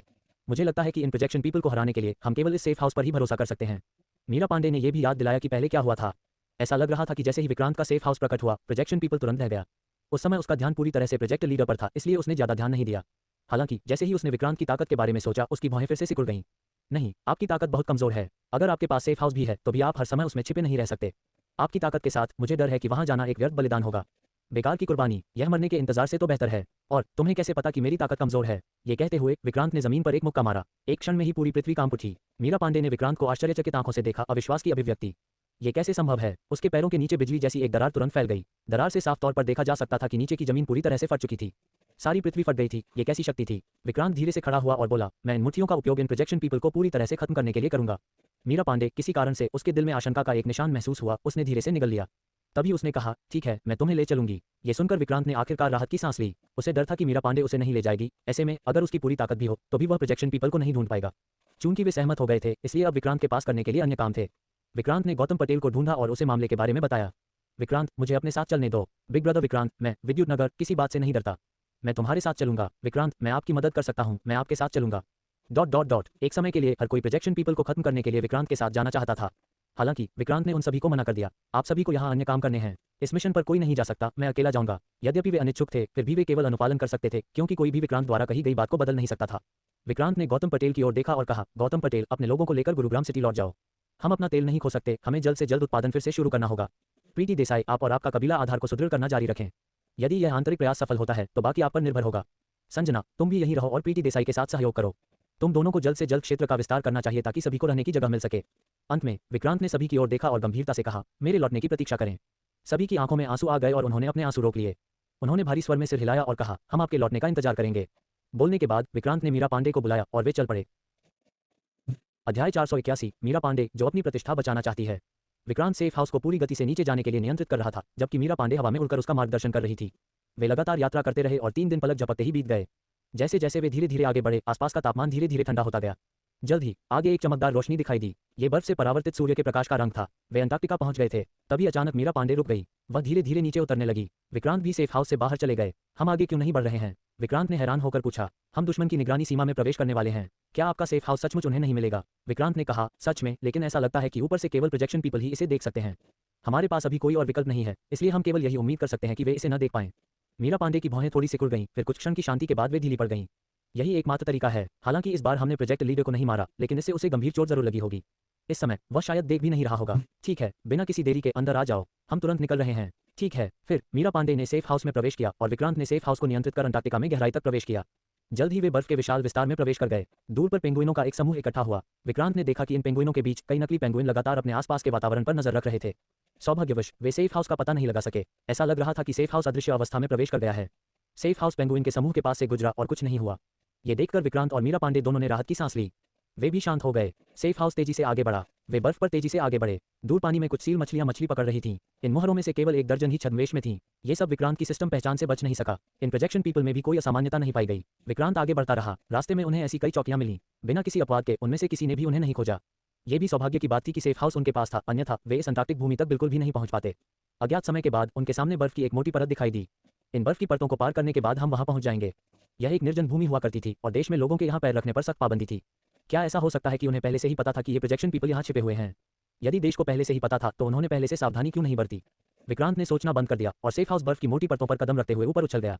बर्फ के ऊपर पहुंचते ही दृश्य अचानक बदल गया। सफेद रंग का अंतहीन विस्तार। संपूर्ण बर्फ की सतह पर थोड़ा सा भी ढलान नहीं था। इससे व्यक्ति को आकाश से मिलने वाले स्थान तक देखने की सुविधा मिलती है। लेकिन यहाँ कोई प्रोजेक्शन पीपल आधार नहीं था। आपने जिस अड्डे का जिक्र किया था वह कहाँ है? विक्रांत ने जल्दी से पूछा। इस समय मीरा पांडे की अभिव्यक्ति भी गंभीर हो गई। असंभव, ये यहाँ कैसे नहीं हो सकता? ध्यान से सोचो, कहीं तुम्हें गलत जगह तो याद नहीं आ गई? ये देखकर विक्रांत का दिल भी बैठ गया। नहीं, मैं यहाँ पहली बार नहीं आया हूँ, मैं इसे गलत तरीके से कैसे याद कर सकता हूँ? तो क्या आपको याद है कि दोनों बार आने के बीच कोई अंतर था? बस मीरा पांडे को अचानक कुछ समझ में आया। उसने आकाश की तरफ देखा और उसकी पुतलियां तेजी से चौड़ी हो गईं। मुझे अब याद आया, पिछली 2 बार जब मैं आया था तो आकाश में ऑरोरा थे। ऑरोरास। विक्रांत ने समय देखा। ये सितंबर था। ये ध्रुवीय रात्रि का काल था। इसका मतलब ये था कि इस समय किसी भी समय ध्रुवीय ज्योति प्रकट हो सकती थी। लेकिन उन्हें इंतजार करना पड़ा। उन्होंने पहले जो प्रोजेक्शन पीपल देखा था उससे संकेत मिलता था कि वे सही स्थान पर थे। अब उन्हें बस धैर्यपूर्वक प्रतीक्षा करने की आवश्यकता थी। चूंकि मामला ऐसा है, इसलिए हम धीरे धीरे इंतजार ही कर सकते हैं। ठीक है, मीरा पांडे ने सिर हिलाया। इसलिए विक्रांत ने सेफ हाउस को बर्फ के ऊपर रख दिया। वे सेफ हाउस को छोड़ने की हिम्मत नहीं कर सके, इसलिए वे दोनों केवल अंदर ही रह सके। सौभाग्यवश विक्रांत के पास भोजन की प्रचुर आपूर्ति के साथ अपना स्थान था। वहां मनोरंजन की भी अनेक वस्तुएं थीं। विक्रांत ने अपने कमरे से एक गेम कंसोल निकाला और अकेले ही खेलना शुरू कर दिया। 70 इंच की एलसीडी स्क्रीन का दृश्य प्रभाव बहुत अधिक था। यहाँ तक कि मीरा पांडे भी उसके पास बैठी विक्रांत को खेल खेलते हुए देख रही थी। इसे जल्दी से मारो। जब उसने देखा तो मीरा पांडे चिल्लाए बिना नहीं रह सकी। विक्रांत ने दुश्मन को हराने के लिए एक कॉम्बो का इस्तेमाल किया। वाह, हम जीत गए! मीरा पांडे ने खुशी से जयकार की, बिल्कुल एक छोटी बच्ची की तरह। विक्रांत ने उसकी तरफ देखा। क्या ये सचमुच मीरा पांडे ज़ॉम्बीज़ की मां थी? मीरा पांडे को भी यह एहसास हुआ कि उसका व्यवहार थोड़ा अनुचित और अशोभनीय था। इसलिए वह सीधी बैठ गई। अब कोई आवाज नहीं कर रही थी। विक्रांत मन ही मन हंसी। वह स्पष्ट रूप से दिल से एक छोटी लड़की थी। फिर भी वह बड़ी बहन की तरह व्यवहार करने पर अड़ी रही। उसकी उपेक्षा करते हुए विक्रांत ने खेलना जारी रखा। जब वह खेलते खेलते थक जाता तो कोई फिल्म चला लेता और मीरा पांडे पूरे समय सोफे पर बैठी रही, न बोली न हिली।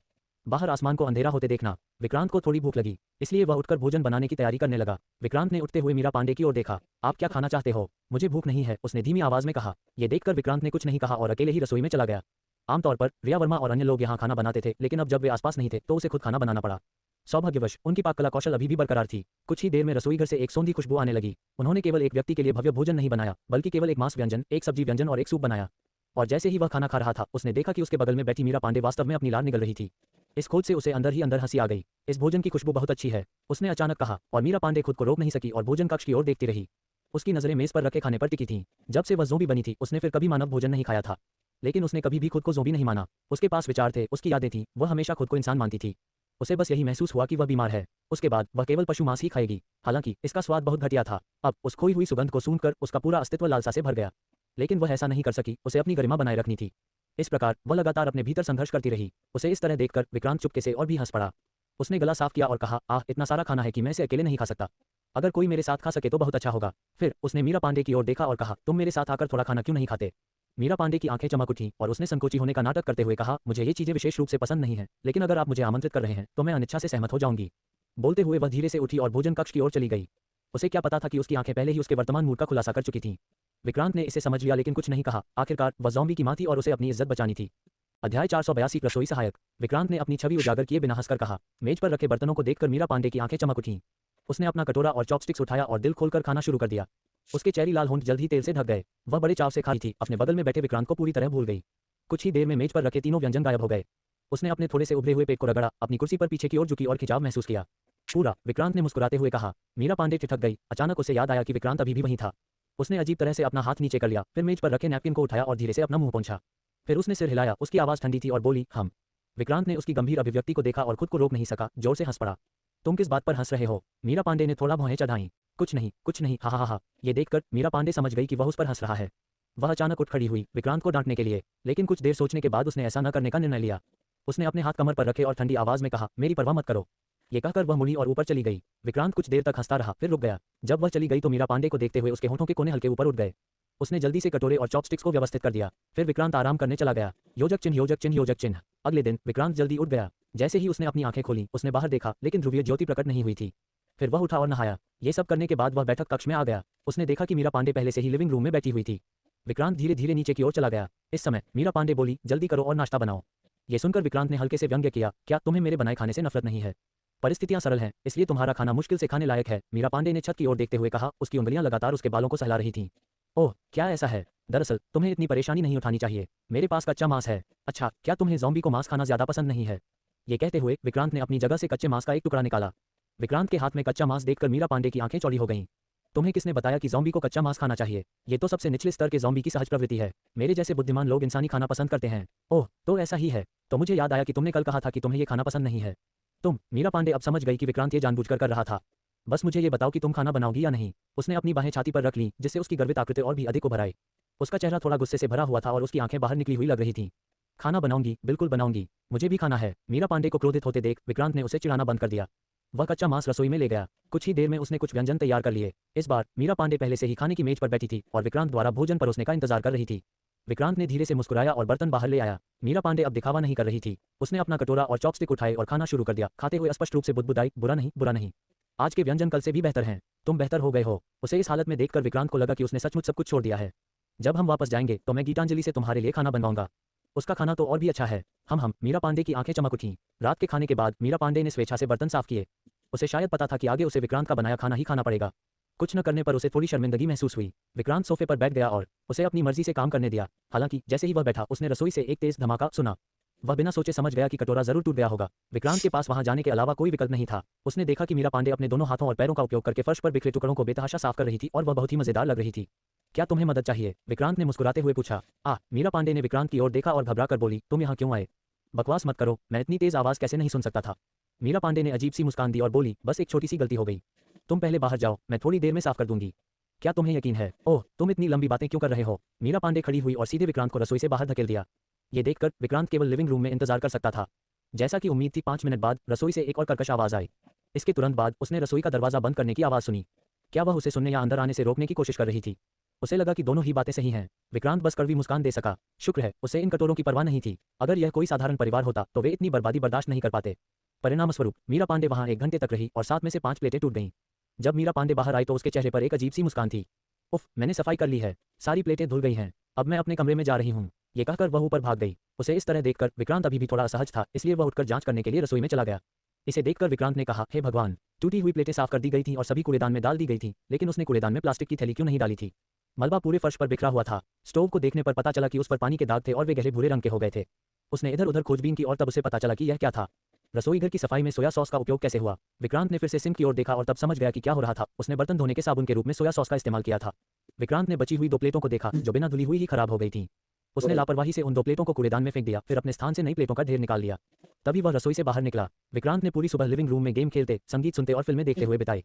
जल्द ही दोपहर हो गई। मीरा पांडे समय पर बाहर आ गई। मुझे भूख लगी है, चलो खाना बनाओ। विक्रांत उठा और रसोई की ओर चला गया। इस बार मीरा पांडे भी साथ आए। अरे, क्या मैं सामग्री तैयार करने में मदद करूं? क्या तुम्हें यकीन है? विक्रांत ने पूछा। बिल्कुल, ऐसा नहीं है कि मुझे नहीं पता कैसे करना है। आज सुबह प्लेटें कितनी अच्छी तरह से धुली थीं। मीरा पांडे की आवाज धीरे धीरे बहुत धीमी हो गई। विक्रांत ने कुछ नहीं कहा और अपने स्थान से अजवाइन का एक गुच्छा और बोक चॉय का एक गुच्छा निकाला। जाओ, इन दोनों सब्जियों को धोकर साफ कर लो। ठीक है। मीरा पांडे ने खुशी खुशी दोनों सब्जियां उठाईं और सिंक में पानी भरना शुरू कर दिया। विक्रांत ने अपने स्थान से मांस का एक टुकड़ा निकाला और उसे तैयार करने लगा। मैं कर चुकी हूँ। थोड़ी देर में मीरा पांडे उसके पास आई, ऐसा लग रहा था जैसे वह प्रशंसा चाहती हो। विक्रांत ने ऊपर देखा और उसका दिल लगभग रुक गया। क्या ये वही सब्जियां हैं जो तुमने धोई हैं? हाँ। क्यों? साफ है ना? साफ तो है, लेकिन ये तो कुछ ज्यादा ही साफ हैं। केवल अजवाइन की पत्तियां ही बची थीं और बोक चॉय की सारी पत्तियां फेंक दी गई थीं, बस सफेद डंठल ही रह गए थे। मीरा पांडे का चेहरा अजीब था और उसने जोर देकर कहा, बस मुझे बताओ कि ये साफ है या नहीं। अध्याय 483। तुमने पानी बहुत अच्छी तरह उबाला। अंततः विक्रांत ने मीरा पांडे को मदद करने देने का विचार छोड़ दिया। उसका वहां न होना ही एक बड़ी मदद थी। आखिरकार विक्रांत ने उसे जाने के लिए कहा। मीरा पांडे को अब भी लग रहा था कि उसके साथ अन्याय हुआ है। मैं अब तुम्हें परेशान नहीं करूंगी। ये कहकर मीरा पांडे गुस्से में अपने कमरे में लौट गई। विक्रांत ने आह भरी, अपने द्वारा बनाए गए व्यंजन फेंक दिए, ताज़ी सामग्री निकाली और खुद खाना बनाना शुरू कर दिया। कुछ ही देर बाद 2 व्यंजन तैयार हो गए। विक्रांत ने खाना मेज पर रखा, लेकिन मीरा पांडे बाहर नहीं आई। वह ऊंची आवाज में पुकारा, बाहर आओ और खाना खाओ, लेकिन कुछ देर बाद भी कोई जवाब नहीं आया, एक भी आवाज नहीं। विक्रांत हैरान रह गया, क्या वह अब भी उससे नाराज थी? वह तो पहले से ही ज़ॉम्बी की माँ थी, फिर भी बच्चों जैसा व्यवहार क्यों कर रही थी? उसने सिर हिलाया और उसे बुलाने के लिए ऊपर जाने का निश्चय किया। वह धीरे धीरे ऊपर गया, मीरा पांडे के कमरे का दरवाजा खोला और अंदर चला गया। उसी समय बोला, खाना तैयार है। लेकिन जैसे ही वह अंदर गया, उसका पूरा शरीर जम सा गया और उसकी नजरें मीरा पांडे से मिल गईं। वह बिस्तर पर घुटनों के बल बैठी थी, पूरी तरह नग्न। दोनों एक क्षण के लिए बिल्कुल चुप रह गए। अगले ही पल एक हृदय विदारक चीख गूंजी, इतनी तीखी कि कानों के पर्दे चटक जाएं। यहाँ से निकल जाओ। कहते हुए उसने अपने हाथ में रखी चीज विक्रांत की ओर फेंक दी। विक्रांत की आंखें उस वस्तु से ढक गईं। उसने जल्दी से उसे हटाया और देखा कि वह मीरा पांडे का अंडरवियर था। मीरा पांडे को भी एहसास हुआ कि उसने क्या फेंक दिया है। उसने तुरंत खुद को रजाई में लपेट लिया और लाल चेहरे से बोली, जल्दी करो, मुझे वापस दो। विक्रांत ने बिना कुछ बोले वह वस्तु वापस उछाल दी। मीरा पांडे ने हाथ बढ़ाकर उसे पकड़ लिया, फिर धीरे से कहा, अब तुम बाहर जाओ। विक्रांत के पास बाहर जाने के अलावा कोई विकल्प नहीं था, लेकिन जब वह दरवाजे पर पहुंचा तो उसका मन अब भी उस दृश्य में उलझा था। इतनी सफेद, इतनी मुलायम, एकदम परफेक्ट फिगर। जैसे ही वह सोच में था, दरवाजा धीरे से खुला। मीरा पांडे ने कपड़े पहन लिए थे और बाहर आ गई। उसका शर्मीला रूप और भी मनमोहक लग रहा था। उसने ऊपर देखा और तिरछी नजरों से कहा, आपको ये भी नहीं पता कि कमरे में आने से पहले दस्तक देनी चाहिए?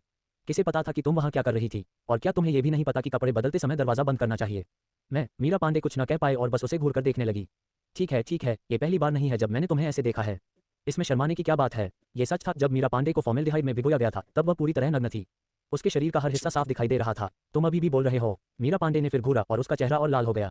विक्रांत हंस पड़ा, ठीक है, अब और नहीं बोलूंगा। चलो खाना खा लेते हैं। योजक चिन्ह, योजक चिन्ह, योजक चिन्ह। मीरा पांडे ने मेज पर रखा खाना देखा और अंततः थोड़ा शांत हो गई। वह नीचे आकर बैठ गई और खींचते हुए खाना खाने लगी। कुछ और खाने के बाद उसका गुस्सा भी उतर गया। विक्रांत ने भी उस बात का जिक्र दोबारा नहीं किया, डर था कि वह फिर से भड़क न जाए। खाने के दौरान दोनों में से किसी ने भी एक शब्द नहीं कहा। भोजन समाप्त करने के बाद मीरा पांडे ऊपर चली गई। उसने विक्रांत को मेज साफ करने में मदद नहीं की, न ही कुछ बोली। विक्रांत ने चुपचाप सब साफ किया। दोपहर का समय नाटक देखने और खेल खेलने में यूं ही बीत गया। योजक चिन्ह, योजक चिन्ह, योजक चिन्ह। पूरा दोपहर मीरा पांडे अपने कमरे में ही रही और बाहर नहीं आई। हालांकि जैसे ही विक्रांत रात का खाना बनाने जा रहा था, मीरा पांडे सीढ़ियां उतरती हुई नीचे आई। विक्रांत ने देखा तो हैरान रह गया। उसने एक सेक्सी नौकरानी की पोशाक पहन रखी थी। उसे ये कपड़े कहाँ से मिले? विक्रांत ने देखा कि वह रिया वर्मा के कमरे से बाहर आई थी तो रहस्य वहीं था। मीरा पांडे बेहद खुश दिख रही थी। वह नीचे आकर बोली, कैसी लग रही हूँ? क्या ये पोशाक अच्छी है? विक्रांत की नजर उसकी छाती पर पड़ी। 2 गुब्बारे जैसे बाहर आने को थे। वह निगलने से खुद को रोक न सका और बस सिर हिला दिया। ये देखकर मीरा पांडे और भी खुश हो गई। उसने कहा, आज मेरा मूड अच्छा है, मैं तुम्हारे लिए खाना बनाऊंगी। ये कहकर वह रसोई घर में चली गई। विक्रांत वास्तव में कहना चाहता था कि यह पोशाक खाना पकाने के लिए नहीं है, पर सोचकर चुप रह गया। रसोई में उसके बर्तन खटखटाने की आवाज सुनकर विक्रांत ने चुपचाप इंस्टेंट नूडल्स की एक बाल्टी निकाली। लगभग 1 घंटे बाद मीरा पांडे एक प्लेट लेकर बाहर आए, जिसमें कुछ इतना जला हुआ था कि पहचानना मुश्किल था। खाना तैयार है, आओ और मेरे बनाए पकवान का स्वाद चखो। विक्रांत ने प्लेट की तरफ देखा और पूछा, यह क्या बनाया है? क्या ये स्पष्ट नहीं है? यह आलू के साथ ब्रेस्ड बीफ है। विक्रांत ने एक काली चीज की ओर इशारा करते हुए कहा, और यह क्या है? मीरा पांडे ने 2 बार देखा, आंखें झपकाईं और बोली, यही तो गोमांस है। फिर उसने एक कीचड़ जैसी काली गंदगी की ओर इशारा किया, तो यह आलू होगा। हाँ वही। उस प्लेट को देखकर विक्रांत ने चॉपस्टिक नीचे रख दी और कहा, असल में मुझे आलू पसंद नहीं है, तुम ही खा लो। मीरा पांडे का चेहरा ठंडा पड़ गया। मैंने तुम्हारे लिए बनाया और तुम खा भी नहीं रहे। अगर तुम नहीं खाओगे तो मैं खुद खा लूंगी, वह बोली और एक टुकड़ा मुंह में डाला, लेकिन 2 बार चबाते ही थूक दिया। यह क्या है? ये तुम्हारे बनाए खाने से भी बदतर है। विक्रांत मुस्कुराया, मैं भी यही सोच रहा था। नहीं, मैं इसे फिर बनाऊंगी। विक्रांत ने कहा, रहने दो, मैं बना देता हूँ। नहीं, आज मुझे ही बनाना है। वह जिद पर अड़ी और फिर से रसोई में चली गई। विक्रांत समझ गया, जब तक वह आज कुछ बना न ले चैन नहीं पाएगी। उसने मेज पर रखे इंस्टेंट नूडल्स को देखा और तुरंत एक विचार सूझा। वह रसोई के दरवाजे पर जाकर बोला, मीरा पांडे, जरा पानी उबालो। ओह ठीक है। उसने केतली में पानी भरा और उबालने रख दिया। थोड़ी देर में पानी उबलने लगा। विक्रांत ने ताली बजाई और मुस्कुराकर कहा, वाह मीरा पांडे, तुमने पानी बहुत अच्छी तरह उबाला है। अब आओ खाओ, लेकिन मैंने अभी तक व्यंजन नहीं तले हैं। विक्रांत ने इंस्टेंट नूडल्स उठाए, गर्म पानी डाला, सुगंध फैल गई। देखो तुम्हारा पानी कितना अच्छा उबला है। मीरा पांडे का चेहरा गुस्से से काला पड़ गया। विक्रांत, तुम्हारा क्या मतलब है? क्या कह रहे हो कि मेरा खाना बेकार है? विक्रांत ने जल्दी से कहा, नहीं, मैं तो बस ये कह रहा था कि तुमने पानी बहुत बढ़िया उबाला है, इसलिए ये नूडल्स भी स्वादिष्ट होंगे। मीरा पांडे ने हंसते हुए सिर हिलाया, तो फिर मेरे लिए भी एक नूडल बना दो। विक्रांत ने तुरंत एक और पैक खोल दिया। इस तरह उनका रात का खाना पूरा हुआ। इंस्टेंट नूडल्स के साथ रात ढलने लगी। विक्रांत ने उसकी ड्रेस देखी और बोला, अब ये कपड़े बदल लो। क्यों? मुझे तो ये बहुत अच्छे लग रहे हैं। विक्रांत ने थोड़ा झेपते हुए कहा, असल में ये कपड़े तब पहने जाते हैं जब 2 लोग साथ में वो कर रहे होते हैं। ये कहते हुए उसने दोनों हाथ मिलाकर इशारा किया। मीरा पांडे का चेहरा लाल हो गया। तुमने पहले क्यों नहीं बताया? ये कहकर वह जल्दी से अपने कमरे में भाग गई। अध्याय 484 भविष्य का शहर। विक्रांत मन ही मन हंस पड़ा। जैसे ही वह आराम करने के लिए अपने कमरे में लौटने वाला था, बाहर से अचानक रोशनी अंदर आ गई। विक्रांत थोड़ा चौंका। उसने खिड़की की तरफ देखा और आसमान में चमकती रोशनी धीरे धीरे एक घुमावदार धारा की तरह बह रही थी। अरोरा प्रकट हुआ। विक्रांत जल्दी से मीरा पांडे के कमरे में भाग गया, लेकिन उसके सामने जो दृश्य था उसे देखकर वह पुनः स्तब्ध रह गया। मीरा पांडे ने अभी अभी अपने कपड़े उतारे थे और विक्रांत के सामने नग्न खड़ी थी। आह! मीरा जोर से चिल्लाई। उसने लापरवाही से अपने हाथ में पकड़े हुए कपड़े उसकी ओर फेंक दिए। विक्रांत जल्दी से कमरे से बाहर निकल गया। इसके तुरंत बाद मीरा पांडे मुंह बनाते हुए बाहर आई। वह वापस अपने मूल कपड़े पहन चुकी थी। तुम मुझे फिर से कपड़े बदलते हुए देख रहे थे। क्या ये हो सकता है कि तुम मुझे पसंद करते हो? मीरा ने व्यंग्य किया। विक्रांत ने बाहर की ओर इशारा करते हुए कहा, नहीं, मैं तुम्हें याद दिलाना चाहता था कि अरोरा प्रकट हो गया है।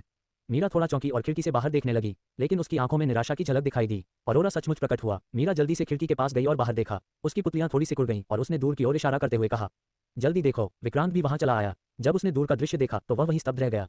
दूर दूर तक ऊंची इमारतें और हवा में उड़ती मैग्लेव कारें दिखाई दे रही थीं। वहां हवा में लटके आकाश उद्यान भी थे, यहाँ तक कि हवा में तैरती रेल की पटरियां भी। ये सभी दृश्य विक्रांत की समझ को ताज़ा कर रहे थे। ये पुनर्तः एक भविष्यवादी शहर था। ये प्रोजेक्शन पीपल का आधार है, मीरा ने कहा। उन्होंने इस दुनिया में सैकड़ों वर्षों की तकनीक में महारत हासिल की है। उनका तकनीकी स्तर उस ऊंचाई तक पहुंच चुका है जिसकी हम कल्पना भी नहीं कर सकते। लेकिन उनकी एक कमजोरी है। कौन सी कमजोरी? विक्रांत ने जल्दी से पूछा। वे साझा भाग्य का समुदाय हैं। जब तक मुख्य मस्तिष्क में ब्रेन पर हमला होता रहेगा, सभी प्रोजेक्शन पीपल पक्षाघात में पड़ जाएंगे। विक्रांत तुरंत उसका आशय समझ गया। प्रोजेक्ट लीडर ही मुख्य कंप्यूटर है। जब तक मुख्य कंप्यूटर में वायरस रहेगा, बाकी सभी प्रोजेक्शन पीपल संक्रमित हो जाएंगे और काम नहीं कर पाएंगे। अब हमें क्या करना चाहिए? विक्रांत ने पूछा। अगला कदम है, हमें चुपके से अंदर घुसना होगा, प्रोजेक्ट लीडर का स्थान ढूंढना होगा और फिर उसे नष्ट करना होगा। हालांकि, मीरा बोली, हम केवल सेफ हाउस में ही रह सकते हैं। हम बाहर बिल्कुल नहीं जा सकते जब तक कि यह अंतिम उपाय न हो। ठीक है, उस स्थिति में चलो चलें, विक्रांत ने दृढ़ स्वर में कहा। इसके साथ ही विक्रांत ने सेफ हाउस को नियंत्रित किया और यह भविष्यवादी शहर की ओर धीरे धीरे आगे बढ़ने लगा। सेफ हाउस की यात्रा सुचारू रूप से चली। जब वे भविष्य के शहर के तल पर पहुंचे तो उन्हें किसी भी प्रोजेक्शन पीपल द्वारा खोजा नहीं गया। कई प्रोजेक्शन पीपल के पास से गुजरने पर भी उनका पता नहीं चला। तभी दोनों पूरी तरह शांत हुए। हालांकि वे दोनों फिर से उलझन में पड़ गए। हालांकि वे भविष्य के शहर की तलहटी में पहुंच गए थे, लेकिन अंदर जाना एक समस्या बन गया, क्योंकि सभी इमारतें मूलतः आसमान में ऊंची थीं और जमीन पर ज्यादातर मोटी नींव थी। लेकिन सेफ हाउस उड़ नहीं सकता था। यह उनका सबसे बड़ा सिरदर्द था। सेफ हाउस के बिना उन्हें किसी भी समय दुश्मन द्वारा खोजा जा सकता था।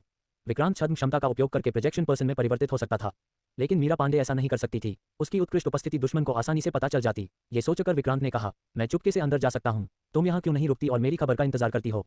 क्यों? मीरा ने अहंकारी मुस्कान के साथ पूछा। जैसे ही विक्रांत कारण बताने वाला था, उसे अचानक एहसास हुआ कि मीरा पांडे में भी भेष बदलने की क्षमता थी। तुम? विक्रांत आश्चर्यचकित रह गया। मीरा हल्के से हंसी। हे, मैं किसी की भी क्षमताओं की नकल कर सकती हूँ, इसलिए स्वाभाविक रूप से मैं तुम्हारी भेष क्षमता की भी नकल कर सकती हूँ। ये सुनकर विक्रांत को आखिरकार समझ आ गया, वह दूसरों की क्षमताओं की नकल कर सकती है। समझने के बाद विक्रांत शांत हो गया। सेफ हाउस को एक सुरक्षित कोने में रखने के बाद वे दोनों प्रोजेक्शन पीपल में बदल गए और चुपचाप इस भविष्यवादी शहर में घुसपैठ कर गए। दोनों ने काफी देर तक वहां का नजारा देखा। ऊपर बने भविष्य के शहर में प्रवेश करने के लिए उन्हें सीधे 1000 मीटर ऊपर बने प्लेटफॉर्म तक लिफ्ट से जाना था। हालांकि उन्होंने पाया कि इस लिफ्ट में हमेशा सूचना पहचान प्रणाली सक्रिय रहती थी। यदि वे जल्दबाजी में प्रवेश करते तो दुश्मन उन्हें तुरंत खोज लेता। ये सोचकर दोनों एक और रुक गए और ऊपर जाने का दूसरा रास्ता ढूंढने लगे। ये इमारतें हवा में लटकी हुई नहीं थीं। इन सभी के नीचे बहुत मोटे सहायक खंभे लगे हुए थे। हालांकि इनमें से प्रत्येक स्तंभ गोलाकार था और उनका व्यास कम से कम 10 मीटर था और सतह बहुत ही चिकनी थी। ऐसी स्थिति में उनके लिए वहां से ऊपर चढ़ना असंभव था, लेकिन इनके अलावा उन्हें ऊपर उठने में मदद करने के लिए और कुछ नहीं था। दोनों तुरंत ही संकट में फंस गए। यदि कोई अन्य रास्ता न मिलता तो उन्हें लिफ्ट के माध्यम से ऊपर जाने का जोखिम उठाना पड़ता। हालांकि चारों ओर तलाशने के बाद भी कोई फायदा नहीं हुआ। जब वे लिफ्ट की ओर बढ़ने ही वाले थे तो अचानक उनके सामने एक मैग्लेव ट्रेन आ गई। जैसे ही मैग्लेव ट्रेन रुकी, कई प्रोजेक्शन पीपल बाहर निकल आए। उनका गंतव्य भी लिफ्ट की दिशा में था। इतने सारे प्रोजेक्शन पीपल के साथ लिफ्ट निश्चित रूप से सभी को समायोजित नहीं कर पाएगी। इसका मतलब था कि भविष्य के शहर में प्रवेश करने का कोई और रास्ता अवश्य होगा। उधर देखो, विक्रांत ने धीमे से कहा। मैं देख रही हूँ, क्या तुम्हारे पास कोई विचार है? मीरा ने पूछा। मुझे नहीं पता, विक्रांत बोला, लेकिन अगर हम उनका अनुसरण करें तो ऊपर जाने का रास्ता अवश्य मिलेगा। क्या ये बहुत जोखिम भरा नहीं होगा? बिना कोशिश किए हम कैसे जानेंगे? ये कहते हुए विक्रांत ने प्रोजेक्शन पीपल के समूह की ओर रास्ता बनाया और मीरा भी शीघ्र ही उसके पीछे हो ली। इन प्रोजेक्शन पीपल ने उन पर ज्यादा ध्यान नहीं दिया। जल्द ही वे समूह में शामिल हो गए। वे आगे बढ़ते गए और कुछ ही देर में लिफ्ट के स्थान पर पहुंच गए। हालांकि ये प्रोजेक्शन पीपल वहां रुके नहीं, बल्कि और गहराई तक चलते रहे। थोड़ी ही देर में वे बिना खंभों वाले एक समतल क्षेत्र पर पहुंचे। तभी अचानक उनके ऊपर की जमीन में एक दरार पड़ी। उस दरार से एक विशाल अंतरिक्ष यान स्पेसशिप प्रकट हुआ।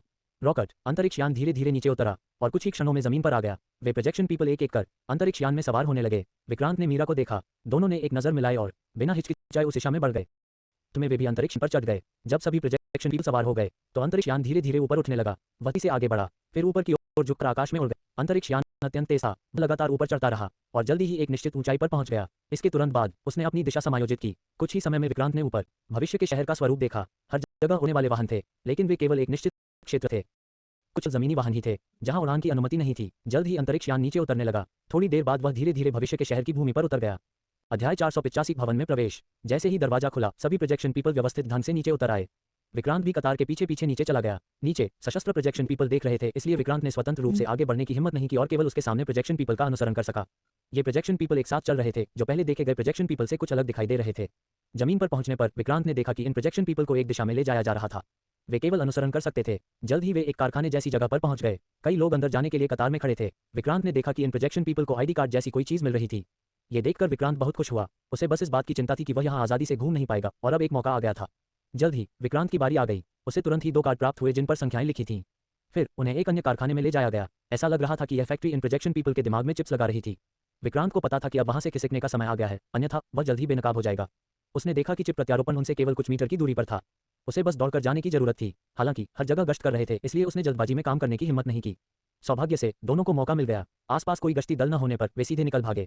बिना किसी बड़ी घटना के वे चिप प्रत्यारोपण के लिए लाइन में खड़े हो गए, और किसी ने उन पर ध्यान नहीं दिया। इसी तरह वे एक के बाद एक चेक पॉइंट से अपना रास्ता बनाते गए। अंततः जाने का समय आ गया। जब वे बाहर आए तो उनके आसपास के प्रोजेक्शन पीपल एक एक करके होश में आ गए।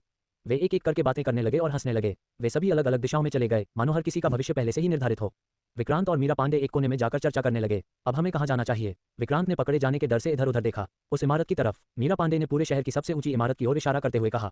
वह इमारत प्रोजेक्ट लीडर का अड्डा है। जब तक हम अंदर की मुख्य नियंत्रण निर्णय लेने के बाद वे उस दिशा में चल। उनकी नई पहचान के साथ यात्रा बहुत सुगम रही। जल्द ही वे इमारत के नीचे पहुंच गए। हालांकि प्रवेश करना एक समस्या बन गई। उन्हें यहाँ प्रवेश की अनुमति नहीं थी। ऐसा लगता है कि हम केवल कुछ विशेष तरीकों का ही उपयोग कर सकते हैं, विक्रांत ने हल्के से कहा। तभी मीरा पांडे ने ऊपर की ओर इशारा किया। विक्रांत ने ऊपर देखा तो ऊपर एक खिड़की खुली थी। विक्रांत ने तब खुशी मनाई जब उसने देखा कि आसपास कोई प्रोजेक्शन पीपल नहीं है। उसने अपना हाथ मीरा पांडे की पतली कमर पर रखा और सीधा ऊपर उड़ गया। दोनों ने प्रोजेक्शन पीपल द्वारा खोजे जाने से बचने के लिए अन्य खिड़कियों से परहेज किया। जल्द ही वे खुली खिड़की के पास पहुंचे और अंदर कोई नहीं था। दोनों जल्दी से पलटकर अंदर चले गए। अंदर प्रवेश करने के बाद विक्रांत ने जल्दी से अपने आसपास का अवलोकन किया।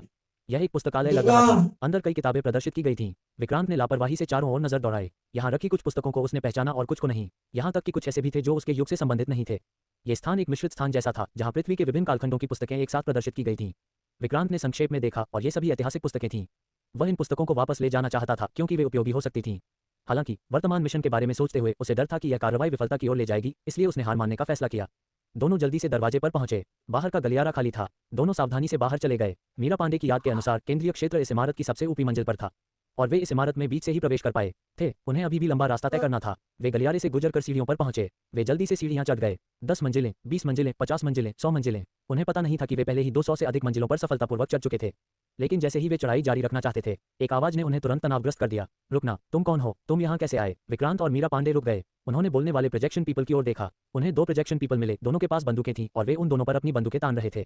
मैं तुमसे बात कर रहा हूँ। तुम असल में कौन हो? विक्रांत और मीरा पांडे ने एक दूसरे को देखा और अगले ही पल दोनों ने एक साथ हमला कर दिया। उनकी चालें तीव्र और निर्णायक थीं और इससे पहले कि वे प्रतिक्रिया कर पाते, उनसे निपटा गया। फिर विक्रांत ने उन्हें अपने स्थान पर रख दिया। कुछ क्षण विश्राम करने के बाद दोनों ऊपर की ओर बढ़ने लगे।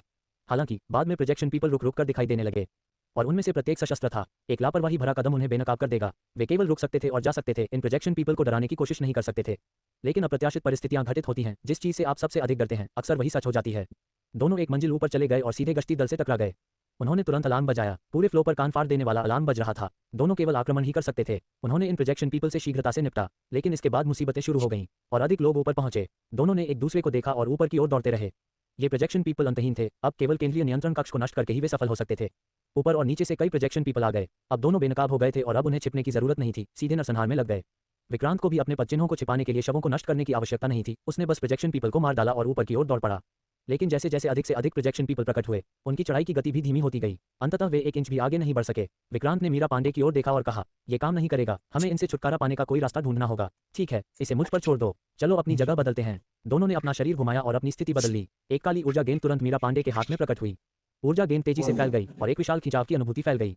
जल्द ही मीरा पांडे ने काली ऊर्जा की गेंद को बाहर फेंक दिया। ऊपर की मंजिल पर बड़ी संख्या में मौजूद प्रोजेक्शन पीपल इस विशाल खिंचाव बल का विरोध नहीं कर सके। वे सीधे काली ऊर्जा की गेंद में खींच लिए गए। चार्ज, मीरा पांडे ने जल्दी से कहा। विक्रांत ने पीछे मुड़कर देखा। उसका दिल थोड़ा कांप रहा था। उसके पीछे तो पहले से ही अव्यवस्था थी। एक भी प्रोजेक्शन पर्सन नहीं बचा था। विक्रांत बिना सोचे समझे सीढ़ियों से ऊपर चला गया, लेकिन जल्द ही ऊपर से प्रोजेक्शन पीपल फिर से नीचे भागा। मीरा पांडे केवल काली ऊर्जा गेंदों को जारी रख सकती थी। दोनों ने लगातार ऊपरी मंजिल की ओर भागने के लिए इस तरीके का इस्तेमाल किया। इस समय प्रोजेक्ट लीडर पूरी स्थिति पर नियंत्रण कर रहा था। उसने तुरंत निगरानी के जरिए दोनों का पता लगा लिया। उसने तुरंत ही दोनों को पहचान लिया। दोनों को लगातार अपने अधीनस्थों को मारते देख प्रोजेक्ट लीडर की आंखें क्रोध से फटी जा रही थीं। उसने जल्दी से एक बटन दबाया। उसी समय प्रत्येक मंजिल के कोनों में एक साथ एक दरवाजा खुल गया। कुछ ही देर में एलियन जैसी दिखने वाली प्राणी इन कमरों से बाहर निकली। ऐसा लग रहा था जैसे उन्हें कोई आदेश मिल गया हो और वे सभी उस मंजिल की ओर दौड़ पड़े जहां विक्रांत और मीरा पांडे थे। अध्याय 486 विदेशी जीव। जैसे जैसे अधिक विदेशी जीव प्रकट हुए, वे कान फाड़ देने वाली चीखें निकालते हैं। फिर वे बाहर निकल गए। जिस मंजिल पर विक्रांत था उसके सबसे निकट के विदेशी प्राणी भी सबसे तेज गति से वहां पहुंचे। एक क्षण में 1 दर्जन विदेशी प्राणियों ने उन पर हमला बोल दिया। अच्छा नहीं है, विक्रांत ने जोरदार मुक्का मारा जिससे विदेशी प्राणी को जोरदार चोट लगी। वह विदेशी प्राणी तुरंत उड़ गया, उसकी कई हड्डियां टूट गईं। लेकिन एक क्षण तक संघर्ष करने के बाद यह आश्चर्यजनक रूप से वापस खड़ा हो गया। इसके अलावा इसकी टूटी हुई हड्डियां अपनी मूल स्थिति में वापस आ गई थीं और पहले से धंसा हुआ क्षेत्र फिर से उभर आया था। ये दृश्य देखकर दोनों की रूह कांप उठी। ये कैसे संभव हो सकता है? लेकिन ये सब उनकी आंखों के सामने हो रहा था, इसलिए उनके पास इस पर विश्वास करने के अलावा कोई विकल्प नहीं था। विदेशी प्राणियों ने बारी बारी से हमले शुरू कर दिए और विक्रांत और दूसरे व्यक्ति ने भी इन प्राणियों को पीछे हटाने की बहुत कोशिश की। लेकिन सभी विदेशी प्राणी तुरंत ही पूरी तरह सुरक्षित होकर खड़े हो गए। इससे कुछ समय के लिए दोनों के बीच गतिरोध पैदा हो गया। हमें क्या करना चाहिए? इन चीजों को तो मारा ही नहीं जा सकता। विक्रांत ने अपनी तलवार से एक विदेशी प्राणी पर वार किया। उसका शरीर सीधे 2 हिस्सों में कट गया, लेकिन कुछ ही देर बाद दोनों हिस्से फिर से जुड़ गए, मानो वे कभी अलग हुए ही न हों। ये जीव अवश्य ही प्रोजेक्शन पीपल द्वारा निर्मित उत्परिवर्तित जीव होंगे। उन्होंने सभी जानवरों के जीनों को मिलाकर इन अजेय जीवों का निर्माण किया है। विक्रांत ने थोड़ा भौहें चढ़ाईं। इस दुनिया में ऐसे जीव कैसे मौजूद हो सकते हैं? इस पर विश्वास करने से इनकार करते हुए उसने सीधे एक गोलाकार बिजली का बोल्ट फेंका और एक विदेशी प्राणी तुरंत उससे मारा गया। उसका पूरा शरीर काला हो गया। लेकिन जल्द ही इस विदेशी प्राणी के शरीर की सतह से मांस की एक परत उतर गई। जले हुए ऊतक पूरी तरह से छिल गए और नए मांस और रक्त ऊतक फिर से उगाए। ये दृश्य देखकर विक्रांत के पास इस पर विश्वास करने के अलावा कोई विकल्प नहीं था। तो अब हम क्या करें? मुझे कोशिश करने दो। इसके साथ ही मीरा पांडे ने एक काली ऊर्जा की गेंद फेंकी जो धीरे धीरे उड़ गई, हवा में लगातार बड़ी होती गई और इसकी विशाल खिंचाव शक्ति ने कुछ विदेशी प्राणियों को अंदर खींच लिया। प्रारंभ में विदेशी जीव पूरी तरह से अंदर चले गए, लेकिन बाद में जब इन विदेशी जीवों को एहसास हुआ कि कुछ गड़बड़ है तो उन्होंने अपनी पूंछें काट दी। यद्यपि उनके शरीर अंदर चले गए, परंतु उनकी पूंछें जमीन पर गिर गईं और छटपटाती रहीं। ये पूंछें मानो खतरे को भांप कर यहाँ से भाग गईं और फिर धीरे धीरे एक कोने में जाकर अपना आकार बदल लिया। वे धीरे धीरे विदेशी प्राणियों के आकार में परिवर्तित हो गए। कुछ ही समय में ये पूंछें पूरी तरह से गायब हो गईं और छोटे छोटे विदेशी जीव हर जगह भागने लगे।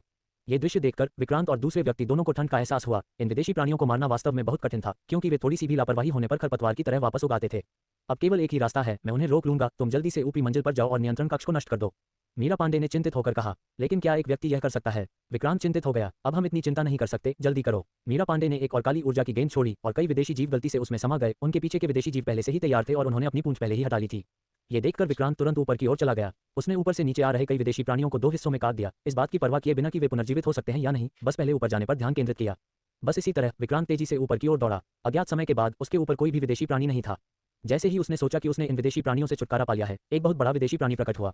यह विदेशी प्राणी बहुत लंबा था, इसके अंग असामान्य रूप से विकसित थे। ये 2 पैरों पर सीधा खड़ा होने में सक्षम था, कुछ हद तक गोरिल्ला के करीबी रिश्तेदार जैसा दिखता था। उसने गुस्से से अपनी छाती पीट ली और उसकी 2 ठोस मांसपेशियां थोड़ी सी हिल गईं। अगले ही पल विदेशी प्राणी ने हमला कर दिया। विक्रांत ने अपनी तलवार से एक वार किया, लेकिन ये देखकर आश्चर्यचकित रह गया कि उसका हथियार इस विदेशी प्राणी की सुरक्षा को भेद नहीं सका। गोल्डन स्वॉर्ड ने उसके शरीर पर केवल एक बहुत ही हल्की खरोंच छोड़ी। विदेशी प्राणी और भी क्रोधित हो गया और दहाड़ने लगा। उसने हथेली से नीचे थप्पड़ मारा। विक्रांत अचानक से चौंक गया और सीधे उड़ गया। सौभाग्यवश विक्रांत का शरीर मजबूत था और उसे कोई नुकसान नहीं पहुंचा। वह केवल अचानक से चौंक गया और उसे टकरा गया। जमीन पर वापस उतरते हुए विक्रांत ने खुद को स्थिर किया। उसने गोल्डन स्वॉर्ड को दूर रख दिया, जो टूट जाने के बाद पहले की तरह तेज नहीं रह गया था। उसका इरादा उस विदेशी प्राणी से नंगे हाथों लड़ने का था। ये देखकर कि विक्रांत को कोई नुकसान नहीं पहुंचा है, विदेशी प्राणी ने मानो उकसाया हो फिर से हमला कर दिया। इस बार विक्रांत ने सीधे उसका सामना नहीं किया, बल्कि एक झटके से उसे चकमा दिया, फिर एक जोरदार मुक्का मारा जो उसकी पीठ पर लगा। इस प्रचंड बल के कारण एलियन प्राणी की पीठ पर एक अवतल हाथ का निशान उभर आया और विदेशी प्राणी ने एक तीखी चीख निकाली। विक्रांत ने देरी करने की हिम्मत नहीं की और मौके का फायदा उठाकर ऊपर की ओर दौड़ पड़ा। 300वीं मंजिल, 310वीं मंजिल, 350वीं मंजिल। वह काफी देर तक चढ़ता रहा, लेकिन अभी भी ऊपरी मंजिल तक नहीं पहुंच पाया था। जब वह दूसरी मंजिल पर गया तो वहां ऊपर जाने के लिए कोई सीढ़ियां नहीं थीं। विक्रांत बहुत खुश था, वह अंततः सबसे ऊपरी मंजिल पर पहुंच गया था। वह गलियारे की ओर दौड़ा। तभी दोनों दीवारों से एक साथ मकड़ी के जाले की तरह घने लेजर निकलने लगे। विक्रांत का आकार रुक गया और उसने जल्दी से अपने स्थान से एक मजबूत हथियार निकाला और उसे फेंक दिया। मजबूत हथियार संपर्क में आते ही लेजरों द्वारा अलग कर दिया गया। जब तक ये हथियार जमीन पर गिरा तब तक ये कई लेजरों से कट चुका था और 1 दर्जन से अधिक टुकड़ों में बन चुका था। इन लेजरों की शक्ति को देखकर विक्रांत को ठंड लगने लगी।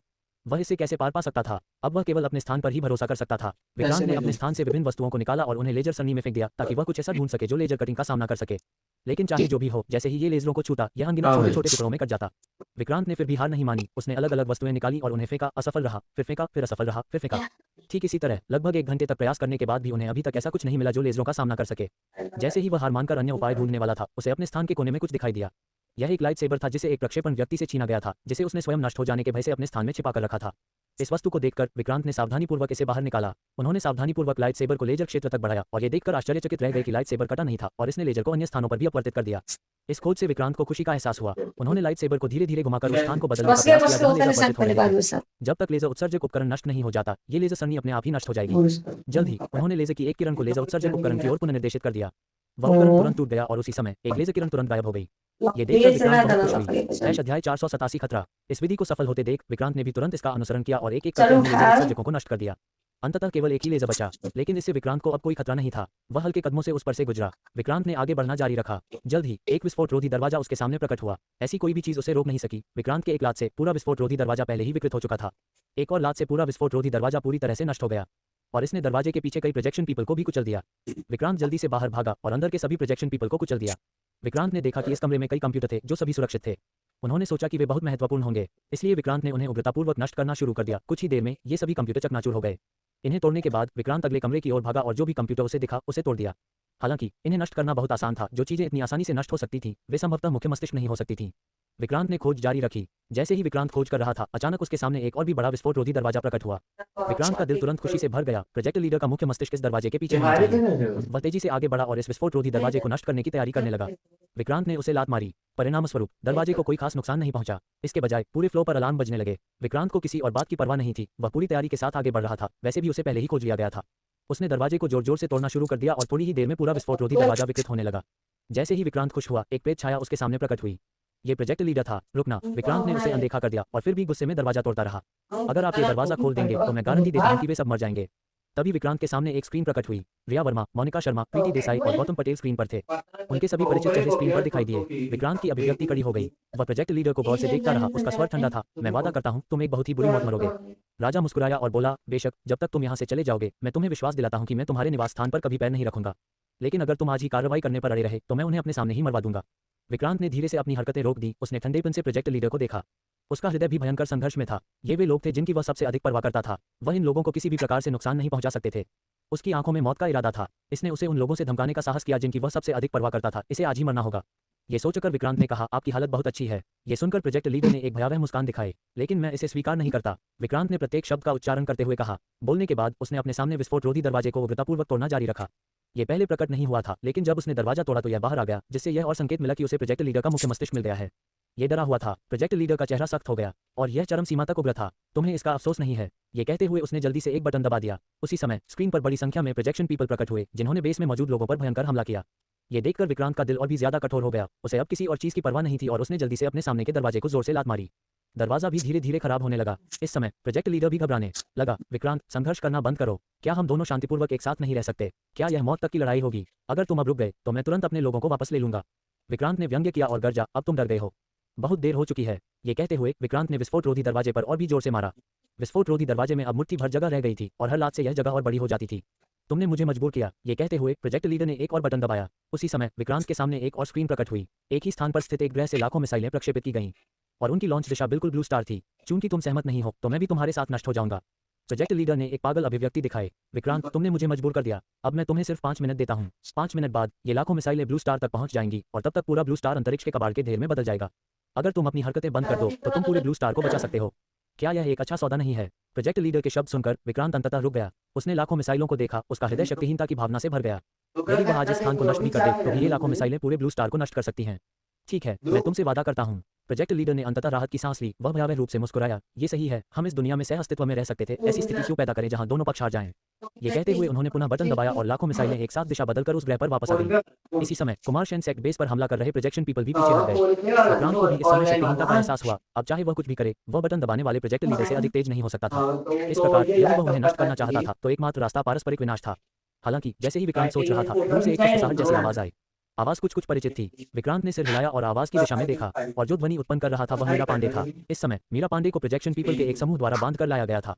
विक्रांत की भौहें थोड़ी सिकुड़ गईं। इस समय प्रोजेक्ट लीडर ने आगे कहा, चूंकि हम शांति पर पहुंच गए हैं, कृपया यहाँ से चले जाएं।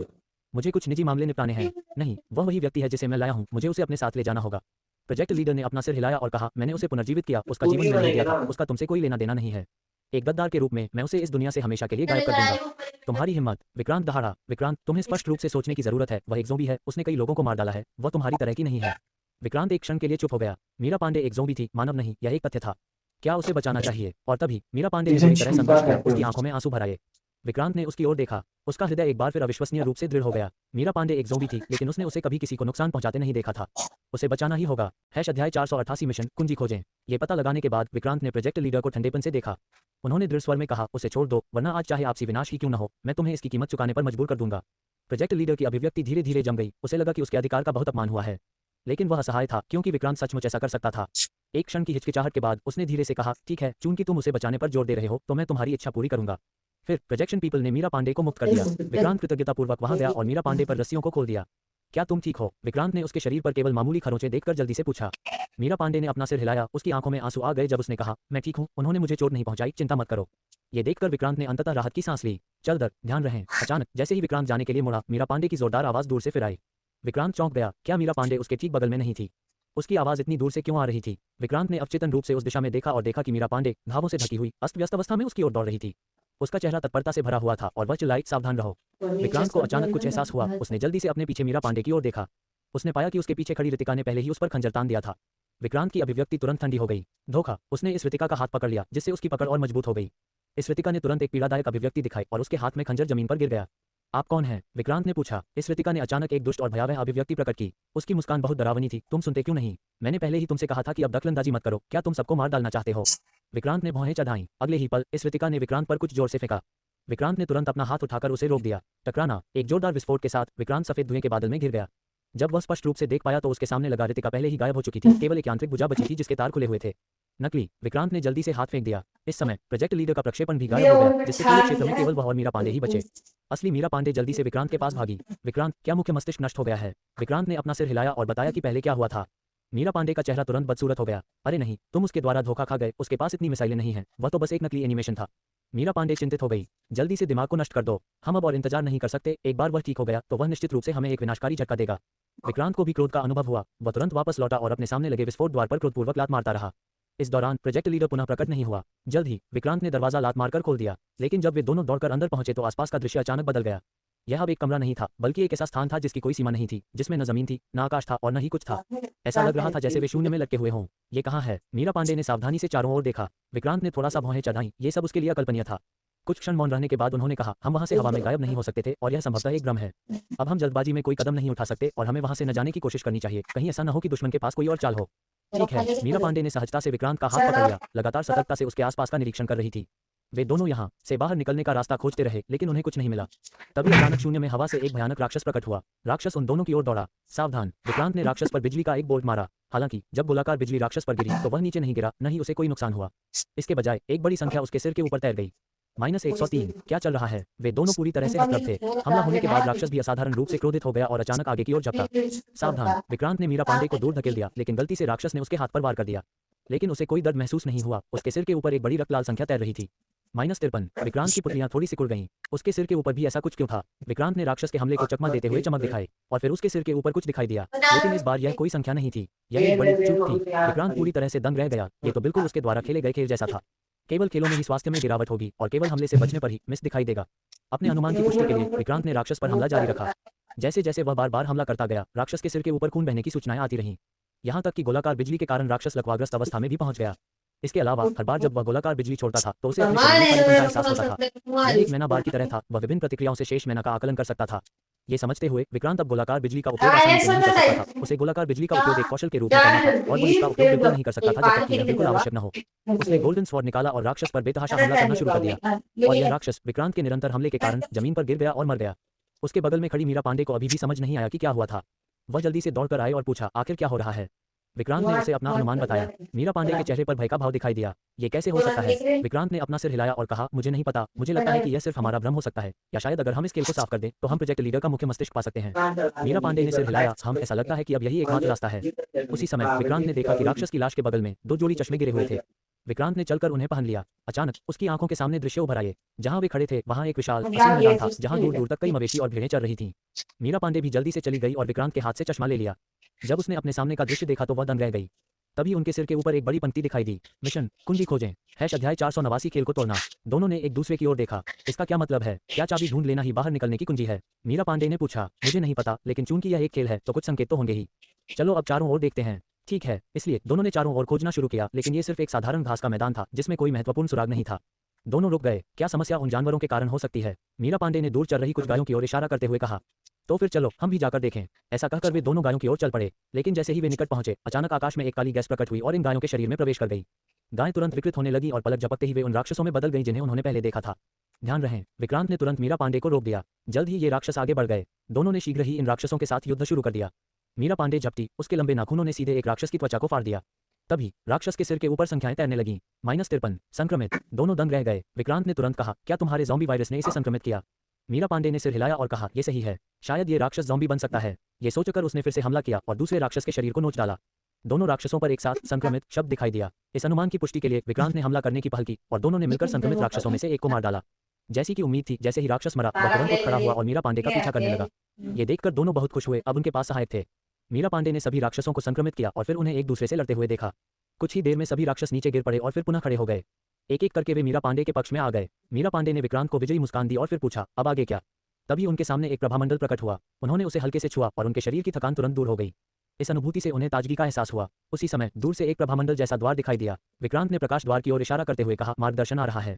वहां भी एक है। तभी मीरा पांडे ने विक्रांत के पीछे इशारा करते हुए कहा। विक्रांत ने पीछे मुड़कर देखा और उसकी भौहें सिकुड़ गईं। वास्तव में 2 दरवाजे थे, लेकिन कौन सा सही था? वे दोनों एक एक दरवाजा तो नहीं ले सकते थे। हो सकता है कि उनमें से कोई फिर कभी बाहर न निकल पाए।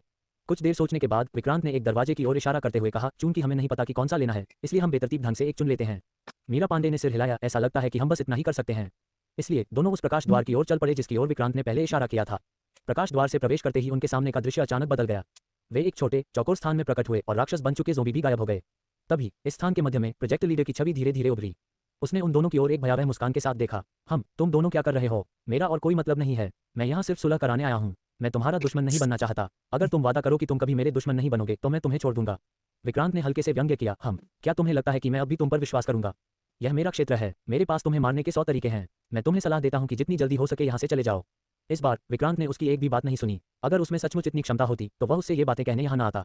उनका यहाँ आना बिल्कुल विपरीत स्थिति की ओर इशारा करता है। वह सचमुच उससे डरता था। ये सोचकर विक्रांत ने कहा, चूंकि तुम इतने अद्भुत हो तो आओ। मैं देखना चाहता हूँ कि तुम्हें क्या क्या योग्यताएं हैं। प्रोजेक्ट लीडर का चेहरा पीला पड़ गया। ठीक है, चूंकि तुम मरना चाहते हो, मैं तुम्हारी इच्छा पूरी करता हूँ। अगले ही पल प्रोजेक्ट लीडर अपने मूल स्थान से गायब हो गया और वे तुरंत ही दूसरे स्थान पर प्रकट हो गए। ये स्थान लावा से भरा हुआ था तथा खड़े होने के लिए केवल एक छोटा सा क्षेत्र ही बचा था। मीरा पांडे ने गलती से अपना संतुलन खो दिया। सावधान! तेज तर्रार विक्रांत ने उसे पीछे खींच लिया। ये तो बहुत करीब था। मीरा पांडे ने डरते हुए उसकी भरी हुई छाती थपथपाई। मेरे पीछे आओ! विक्रांत ने मीरा पांडे को पकड़ लिया और एक खुले क्षेत्र की ओर भाग गया। तभी धरती कांपने लगी। दोनों तरफ लावा उबलना शुरू हो चुका था, यहाँ तक कि फूटने भी लगा था। इस बिंदु पर दोनों ने और अधिक देरी करने का साहस नहीं किया। वे जल्दी से यहाँ से भाग निकले। अंततः अनगिनत कठिनाइयों के बाद वे इस स्थान से बच निकले। दोनों एक क्षण के लिए सांस लेने के लिए रुके, लेकिन इससे पहले कि वे आराम कर पाते, वे दूसरी जगह पहुंच गए। यह कोलोसियम था। पशुओं की खाल पहने सैकड़ों लोग सभी दिशाओं से उन पर टूट पड़े। दोनों ने तुरंत जवाबी हमला किया। इसमें काफी प्रयास करना पड़ा, लेकिन अंततः दोनों ने इन 100 या उससे अधिक लोगों से निपटने में सफलता प्राप्त कर ली। लेकिन वे पहले से अधिक थके हुए थे और इससे पहले कि वे अपनी सांस संभाल पाते, अगला दृश्य फिर से प्रकट हो गया। और इस तरह दोनों ने स्तरों को पार करना जारी रखा, जिससे वे पूरी तरह थक गए। एक के बाद एक दौर में दोनों अपनी शारीरिक सीमा तक पहुंच गए थे। हम इस तरह नहीं चल सकते। विक्रांत अचानक रुक गया। बेज, भागो! टी-रेक्स तुम्हें पकड़ रहा है। लेकिन अगर हम दौड़ भी लें तो और कितने स्तर हैं?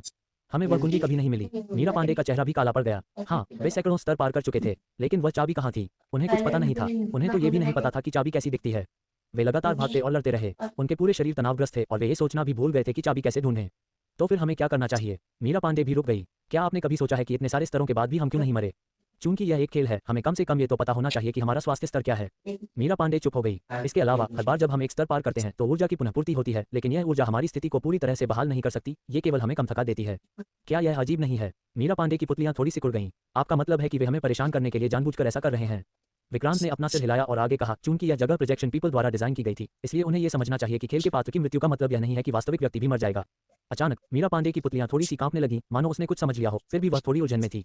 चलते रहो, उसने चिंतित होकर कहा। यदि वे खेल की विशेषताओं को जानते हैं तो इस खेल को डिजाइन करने का उद्देश्य हमें मारना नहीं बल्कि हमें रोकना है। मीरा पांडे की पुतलियां अचानक चौड़ी हो गईं और उसका भ्रम तुरंत दूर हो गया। तो आप जानते हैं कि इस खेल को कैसे तोड़ा जाए? अध्याय 490 डॉक्टर सुधीर, विक्रांत ने आकर्षक ढंग से मुस्कुराते हुए कहा, अगर मैं गलत नहीं हूं तो इस खेल की कुंजी का कोई अस्तित्व ही नहीं है। ये बस एक भ्रामक भविष्य है जो उन्होंने मेरे लिए छोड़ा है। वह बस यही चाहते हैं कि हम इस खेल में लगातार संघर्ष करते रहें, जिससे हम रास्ता निकालना भूल जाएं, और असली रास्ता तो बिल्कुल इसके विपरीत है। तुम्हारा क्या मतलब है? मीरा पांडे अभी भी पूरी तरह से समझ नहीं पाए। विक्रांत ने अपना सिर हिलाया और आगे कहा, मैं नहीं कह सकता। कुछ लोग नहीं चाहते कि हम ये बातें जानें। एक बार उन्हें पता चल गया तो वे तुरंत खेल के नियम बदल देंगे। मीरा पांडे ने आधी समझ से सिर हिलाया। तो अब हम आगे कहाँ जा रहे हैं? अगर तुम्हें मुझ पर भरोसा है तो कुछ मत करो। मीरा पांडे की पुतलियां थोड़ी सिकुड़ गईं। उसने पीछे से तेजी से आ रहे टायरानोसॉरस रेक्स को देखा और चिल्लाई, तुम पागल हो। टायरानोसॉरस रेक्स लगभग हमें पकड़ने ही वाला है। अगर हम नहीं भागे तो मर जाएंगे। मैंने पहले ही कहा था, ये सिर्फ एक खेल है। अगर हम खेल में मर जाते हैं तो इसका मतलब यह नहीं कि हम खुद भी मर जाएंगे। मीरा पांडे तुरंत विक्रांत का मतलब समझ गई और वह भी रुक गई।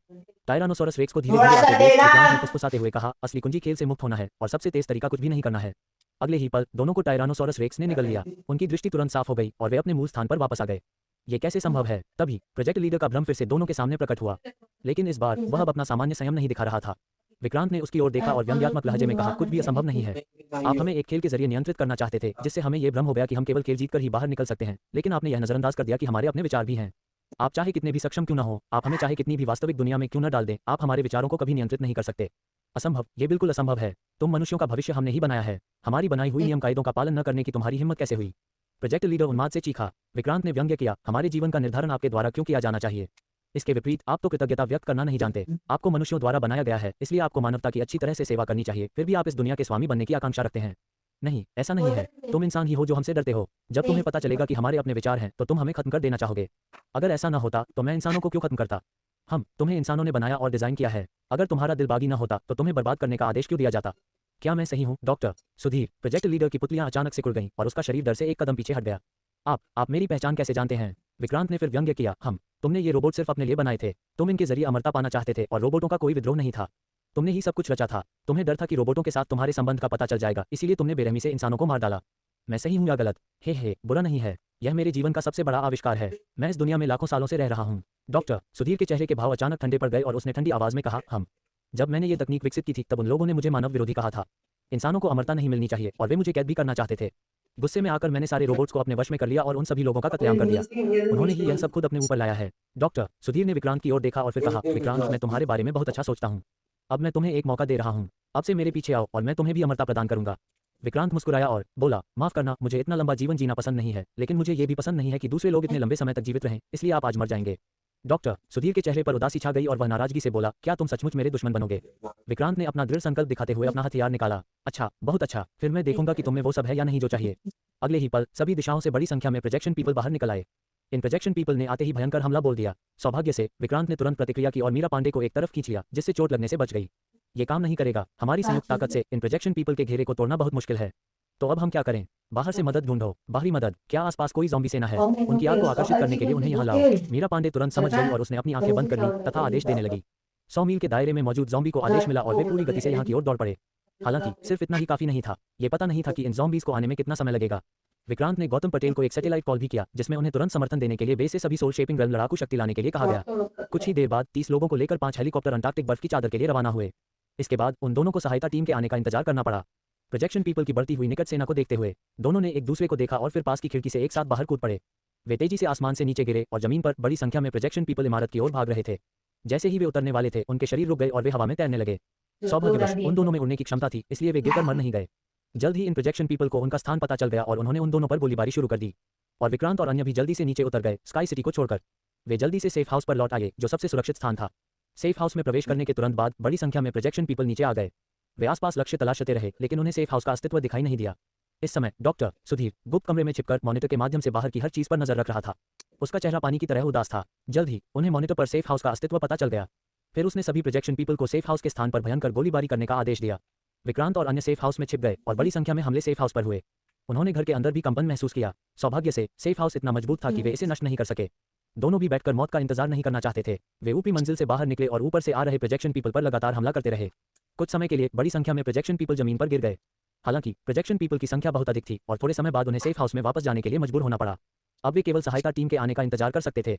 ये प्रोजेक्शन पीपल भी 10 मीटर के भीतर आने की हिम्मत नहीं करते थे, क्योंकि एक बार वे 10 मीटर के भीतर आ जाते तो वे लकवाग्रस्त अवस्था में आ जाते। डॉक्टर सुधीर को भी यह बात तुरंत पता चल गई। उसने चौंककर मॉनिटर पर सेफ हाउस देखा। आखिर इस तरह का सेफ हाउस किसने बनाया? अध्याय 491 नेता का विनाश। उसका हृदय अधिकाधिक बेचैन और बेचैन होता गया। इससे उन्हें असहनीय संकट का एहसास हुआ और इस तरह भीषण हमला 5 घंटे तक जारी रहा। वे अभी भी सेफ हाउस को नहीं तोड़ सके। तभी अंततः सुदृढ़ीकरण की पहली लहर आ पहुंची। बड़ी संख्या में कॉप्सिंग लेवल ज़ॉम्बीज आगे बढ़े। इन प्रोजेक्शन पीपल के पास ज़ॉम्बी पर हमला करने के अलावा कोई विकल्प नहीं था। जैसे ही उनकी मारक क्षमता बिखर गई, विक्रांत और मीरा पांडे को अंततः उभरने का मौका मिला। वे छत से प्रकट हुए और ज़ॉम्बी सेना को दो तरफ से घेर लिया, लेकिन उनके पास अभी भी बहुत कम लोग थे। इसके अलावा चूंकि प्रोजेक्शन पीपल में लंबी दूरी की दमनात्मक आग थी, इसलिए ये कॉप्स किंग लेवल ज़ॉम्बीज करीब पहुंचने से पहले ही रास्ते में ही मर गए। सौभाग्य से लाशों की संख्या बहुत अधिक थी और उनके पीछे की संख्या बढ़ती रही। वास्तव में मीरा पांडे ने 5 से 8 सौली के दायरे से भी लाश को बुलाया। ज़ॉम्बी सुदृढ़ीकरण अंतहीन होने की गारंटी थी। बस इसी तरह उन्होंने इन प्रोजेक्शन पीपल को एक एक करके साफ कर दिया। कुछ ही देर में दूर से हेलीकॉप्टर के पंखों की आवाज गूंजने लगी। दूर से 5 हेलीकॉप्टर आए। वे कुछ दूरी पर रुके और सभी लोग उतर गए। जुबीन गुप्ता की कमान के तहत वे संगठित बारी बारी से कवर के साथ आगे बढ़ने लगे। यद्यपि उनकी संख्या कम थी, फिर भी उनकी कार्यकुशलता कॉप्स किंग लेवल ज़ॉम्बी से कहीं बेहतर थी। वे लगातार आगे बढ़ते रहे और जल्द ही पूरा युद्ध क्षेत्र त्रिकोणीय आक्रमण पैटर्न में बदल गया। इन प्रोजेक्शन पीपल को पूरी तरह से निष्क्रिय स्थिति में धकेल दिया गया। डॉक्टर सुधीर ने भी ये देखा और क्रोधित हो गया, लेकिन उसने फिर भी अपना विवेक बनाए रखा और इन प्रोजेक्शन पीपल को वापस स्काई सिटी की ओर लौटने का आदेश देना शुरू कर दिया। जब तक वे प्रवेश द्वार की सुरक्षा करते रहे, वे बिना किसी दबाव के इन लोगों से निपट सकते थे। जब सभी प्रोजेक्शन पीपल पीछे हट गए, तो जुबीन गुप्ता भी अपने आदमियों को सेफ हाउस की ओर ले गया। उनमें से अधिकतर परिचित चेहरे थे। संजना, मेघना और रिया वर्मा भी आ चुके थे। जैसे ही उन्होंने विक्रांत को देखा, वे उसकी ओर दौड़ पड़े। तीनों महिलाएं विक्रांत को गले लगाकर बैठी थीं। वे बहुत चिंतित थीं। ठीक है, क्या मैं ठीक नहीं हूँ? विक्रांत ने तीनों महिलाओं को दिलासा दिया। तभी तीनों महिलाओं ने उन्हें जाने दिया, क्योंकि इतने सारे लोग उन्हें देख रहे थे। दूसरी ओर मीरा पांडे ने उनकी हरकतें देखी और उसके दिल में तुरंत ईर्ष्या की लहर भर गई, इसलिए वह अपनी ज़ॉम्बी सेना की व्यवस्था करने के लिए बाहर चली गई। मीरा पांडे के आदेश के तहत ये कॉप्स किंग लेवल ज़ॉम्बी एक जगह इकट्ठा होकर चुपचाप इंतजार कर रहे थे। इस स्तर के ज़ॉम्बी में पहले से ही काफी बुद्धिमत्ता होती है। वे स्वाभाविक रूप से मीरा पांडे की भावनाओं को समझ सकते थे। उन्होंने सेफ हाउस की ओर गुस्से से देखा। कुछ ही देर में विक्रांत बाहर चला गया। वह मीरा पांडे के पास आया और तुरंत कई लाशें आगे बढ़ीं। वापस जाओ, मीरा पांडे गुस्से से परेशान होकर दहाड़ा। तभी ये कुछ लाशें अनिच्छा से पीछे हट गईं। हालांकि उनकी आंखों में गुस्सा जरा भी कम नहीं हुआ। विक्रांत ने कुछ भी नोटिस नहीं किया। आखिरकार उन्होंने लाशों से बहुत कुछ निपटा था और लाशें आमतौर पर मनुष्यों को देखते ही उन्हें खा जाना चाहती थी, इसलिए यह पहले से ही काफी अच्छा था कि वे आज्ञाकारी रूप से रुके हुए थे। विक्रांत मीरा पांडे के पक्ष में आया। अब हम क्या करें? उन्होंने प्रवेश और निकास द्वार बंद कर दिए हैं, जिससे हमारे लिए चार्ज करना बहुत मुश्किल हो गया है। यद्यपि मीरा पांडे को थोड़ी ईर्ष्या हो रही थी, फिर भी वह जानती थी कि बड़ी तस्वीर के लिए क्या महत्वपूर्ण था। मैं अपने लोगों को एक छलावे वाले हमले में ले जाऊंगी और तुम अपने लोगों को बगल से चुपके से आने के लिए ले जाओ। ठीक है, ऐसा लगता है कि यही एकमात्र रास्ता है। फिर मीरा पांडे ने अपनी ज़ॉम्बी सेना को एक सामान्य हमला शुरू करने की व्यवस्था शुरू कर दी। इस बीच विक्रांत ने शेष लोगों को किनारे से स्काई सिटी तक उड़ान भरने के लिए प्रेरित किया। उन्होंने स्काई सिटी के माध्यम से खोजबीन की और आगे बढ़े, पूरी कोशिश की कि दुश्मन उन्हें न पकड़ सके। उनका मिशन डॉक्टर सुधीर के मुख्य मस्तिष्क को ढूंढना और उसे नष्ट करना था। वे पहले से ही दुश्मन के नेता का स्थान जानते थे और अब समय आ गया था कि हमला करके उसे नष्ट कर दिया जाए। जल्द ही ये लोग भूतल पर पहुंच गए। इस समय इमारत पर कड़ी सुरक्षा थी। हालांकि यह उनके लिए कोई चुनौती नहीं थी। दर्जनों लोगों ने एक साथ हमला किया और प्रवेश द्वार पर मौजूद प्रोजेक्शन पीपल से तुरंत निपटा गया। समय बर्बाद किए बिना वे जल्दी से अंदर भागे। विक्रांत के नेतृत्व में वे ऊपर की ओर बढ़ते रहे। इतने कम समय में उनके लिए अधिक कर्मियों को शीघ्रता से जुटाना असंभव था। यह उनके लिए ऊर्जा प्राप्त करने का भी सबसे अच्छा समय था। दूसरी ओर डॉक्टर सुधीर का चेहरा क्रोध से पीला पड़ गया जब उसने विक्रांत को अपने लोगों का नेतृत्व करते हुए फिर से आगे बढ़ते देखा। लेकिन अब वह और अधिक कर्मियों को नहीं जुटा सकते थे। उनके अधिकांश अधीनस्थ मुख्य द्वार की रखवाली कर रहे थे। उसके मन में अचानक एक विचार आया। उसने जल्दी से अपने कंप्यूटर से मुख्य मस्तिष्क को निकाला, उसे एक बक्से में रख दिया और भागने की तैयारी कर ली। अब जबकि स्थिति बदल चुकी थी, उसे अपनी सेना को पुनः स्थापित करने के लिए कोई अन्य स्थान ढूंढना पड़ा। दूसरी ओर विक्रांत भी पूरी गति से आगे बढ़ रहा था। बाधाएं पहले ही दूर हो चुकी थीं और अब उसे पूरी ताकत से आगे बढ़ने की जरूरत थी। हालांकि इस इमारत में 300 से अधिक मंजिलें थीं और पूरी गति पर भी ये काफी थका देने वाली थी। ये तो बताने की जरूरत ही नहीं है कि आज वह दूसरी बार इतनी ऊंची इमारत पर चढ़ रहा था। डॉक्टर सुधीर ने जल्दी से मुख्य मस्तिष्क को स्थानांतरित कर दिया और बॉक्स को पकड़कर वह उन्मत्तता से कमरे से बाहर भागा, फिर सीधे छत की ओर चला गया। जल्द ही वह विमान में चढ़ गया। जिस क्षण विमान जमीन से ऊपर उठा, उसका दिल अंततः शांत हो गया। कुछ ही देर में विक्रांत अंततः शीर्ष मंजिल पर पहुंच गया, लेकिन जब उसने खुला दरवाजा और अंदर से गायब हुआ मुख्य मस्तिष्क देखा, तो उसे पता चल गया कि डॉक्टर सुधीर भाग गया है। बिना सोचे समझे वह छत पर पहुंच गया। जब वह छत पर आया तो उसने देखा कि डॉक्टर सुधीर पहले से ही हवा में उड़ रहा था। डॉक्टर सुधीर ने भी उसे देखा। हाँ, विक्रांत, हम फिर मिलेंगे। मुझे उम्मीद है कि अगली बार भी तुम इतने ही भाग्यशाली होगे। विक्रांत ने ठंडी आवाज में कहा, अगली बार ऐसा नहीं होगा। अगले ही पल विक्रांत सीधे हवा में उड़ गया और डॉक्टर सुधीर का पीछा करने लगा। डॉक्टर सुधीर के चेहरे पर उदासी छा गई और वह तेजी से वहां से निकल गया। विमान बहुत तेज था और विक्रांत को उसके साथ तालमेल बिठाने में परेशानी हो रही थी। ये देखकर डॉक्टर सुधीर अंततः शांत हो गया और उसने विक्रांत को बीच वाली उंगली दिखा दी। विक्रांत ने उपहास करते हुए कहा, उसके सभी अंक और जीन अंक विशेषता अंक में परिवर्तित हो गए। कुल 1036 अंक सभी गति से जोड़े गए। विक्रांत की गति तुरंत दोगुनी हो गई। ये देखकर वह दंग रह गया और उसका हृदय तुरंत अत्यंत व्याकुल हो गया। लेकिन वह शक्तिहीन था, विमान तो बहुत तेज था। जल्द ही विक्रांत ने विमान का दरवाजा खोला और सह पायलट की सीट पर बैठ गया। विक्रांत, कृपया मुझे जाने दो। डॉक्टर सुधीर का चेहरा हरा हो गया। विक्रांत ने उसकी ओर देखा और कहा, बेशक आप कर सकते हैं। तुरंत ही उसने डॉक्टर सुधीर के हाथ से बक्सा छीन लिया और उसे सीधे हवा से फेंक दिया। नहीं, ये डॉक्टर सुधीर का जीवन का कार्य था। वह किसी भी तरह से मुख्य मस्तिष्क को क्षतिग्रस्त नहीं होने दे सकता था। बिना सोचे समझे वह बाहर कूद गया, लेकिन इसके बाद एक गोलाकार बिजली चमकी। डॉक्टर सुधीर को बिजली का झटका लगा और उसका हाथ छूट गया। बक्सा भी तेजी से गिरा और जब बक्सा जमीन पर गिरा तो तुरंत ही टूट गया। अंदर का मुख्य मस्तिष्क भी विघटित हो गया। ये देखकर डॉक्टर सुधीर की पुतलियां अचानक सिकुड़ गईं और उसने धीरे से अपनी आंखें बंद कर लीं। वह रोना चाहता था, लेकिन वह अब और नहीं रो सका। उन्होंने तो बस अपनी यादों को मशीन में एकीकृत कर दिया था। सच कहें तो वह इंसान भी नहीं था। जल्द ही वह जमीन पर गिर पड़ा और उसका शरीर टुकड़ों में बिखर गया। अध्याय 492 शांतिपूर्ण दिन। विक्रांत विमान पर खड़ा होकर नीचे की हर चीज को देख रहा था। जल्द ही वह विमान से बाहर आया और उसने विमान पर एक गोलाकार बिजली का बोल्ट दागा। विमान तुरंत हवा में फट गया और सीधा जमीन की ओर उड़ गया। उन्होंने पहले भी डॉक्टर सुधीर के तरीकों को देखा था और उन्हें विश्वास नहीं था कि डॉक्टर सुधीर के पास कोई बैकअप योजना नहीं है। यदि विमान में अभी भी अन्य साधन मौजूद हैं तो ये बहुत बड़ा नुकसान होगा। बहुत सोचने के बाद इसे नष्ट करना ही बेहतर समझा गया। ये सब करने के बाद विक्रांत जमीन पर उड़ गया। वह डॉक्टर सुधीर से पहले आया था।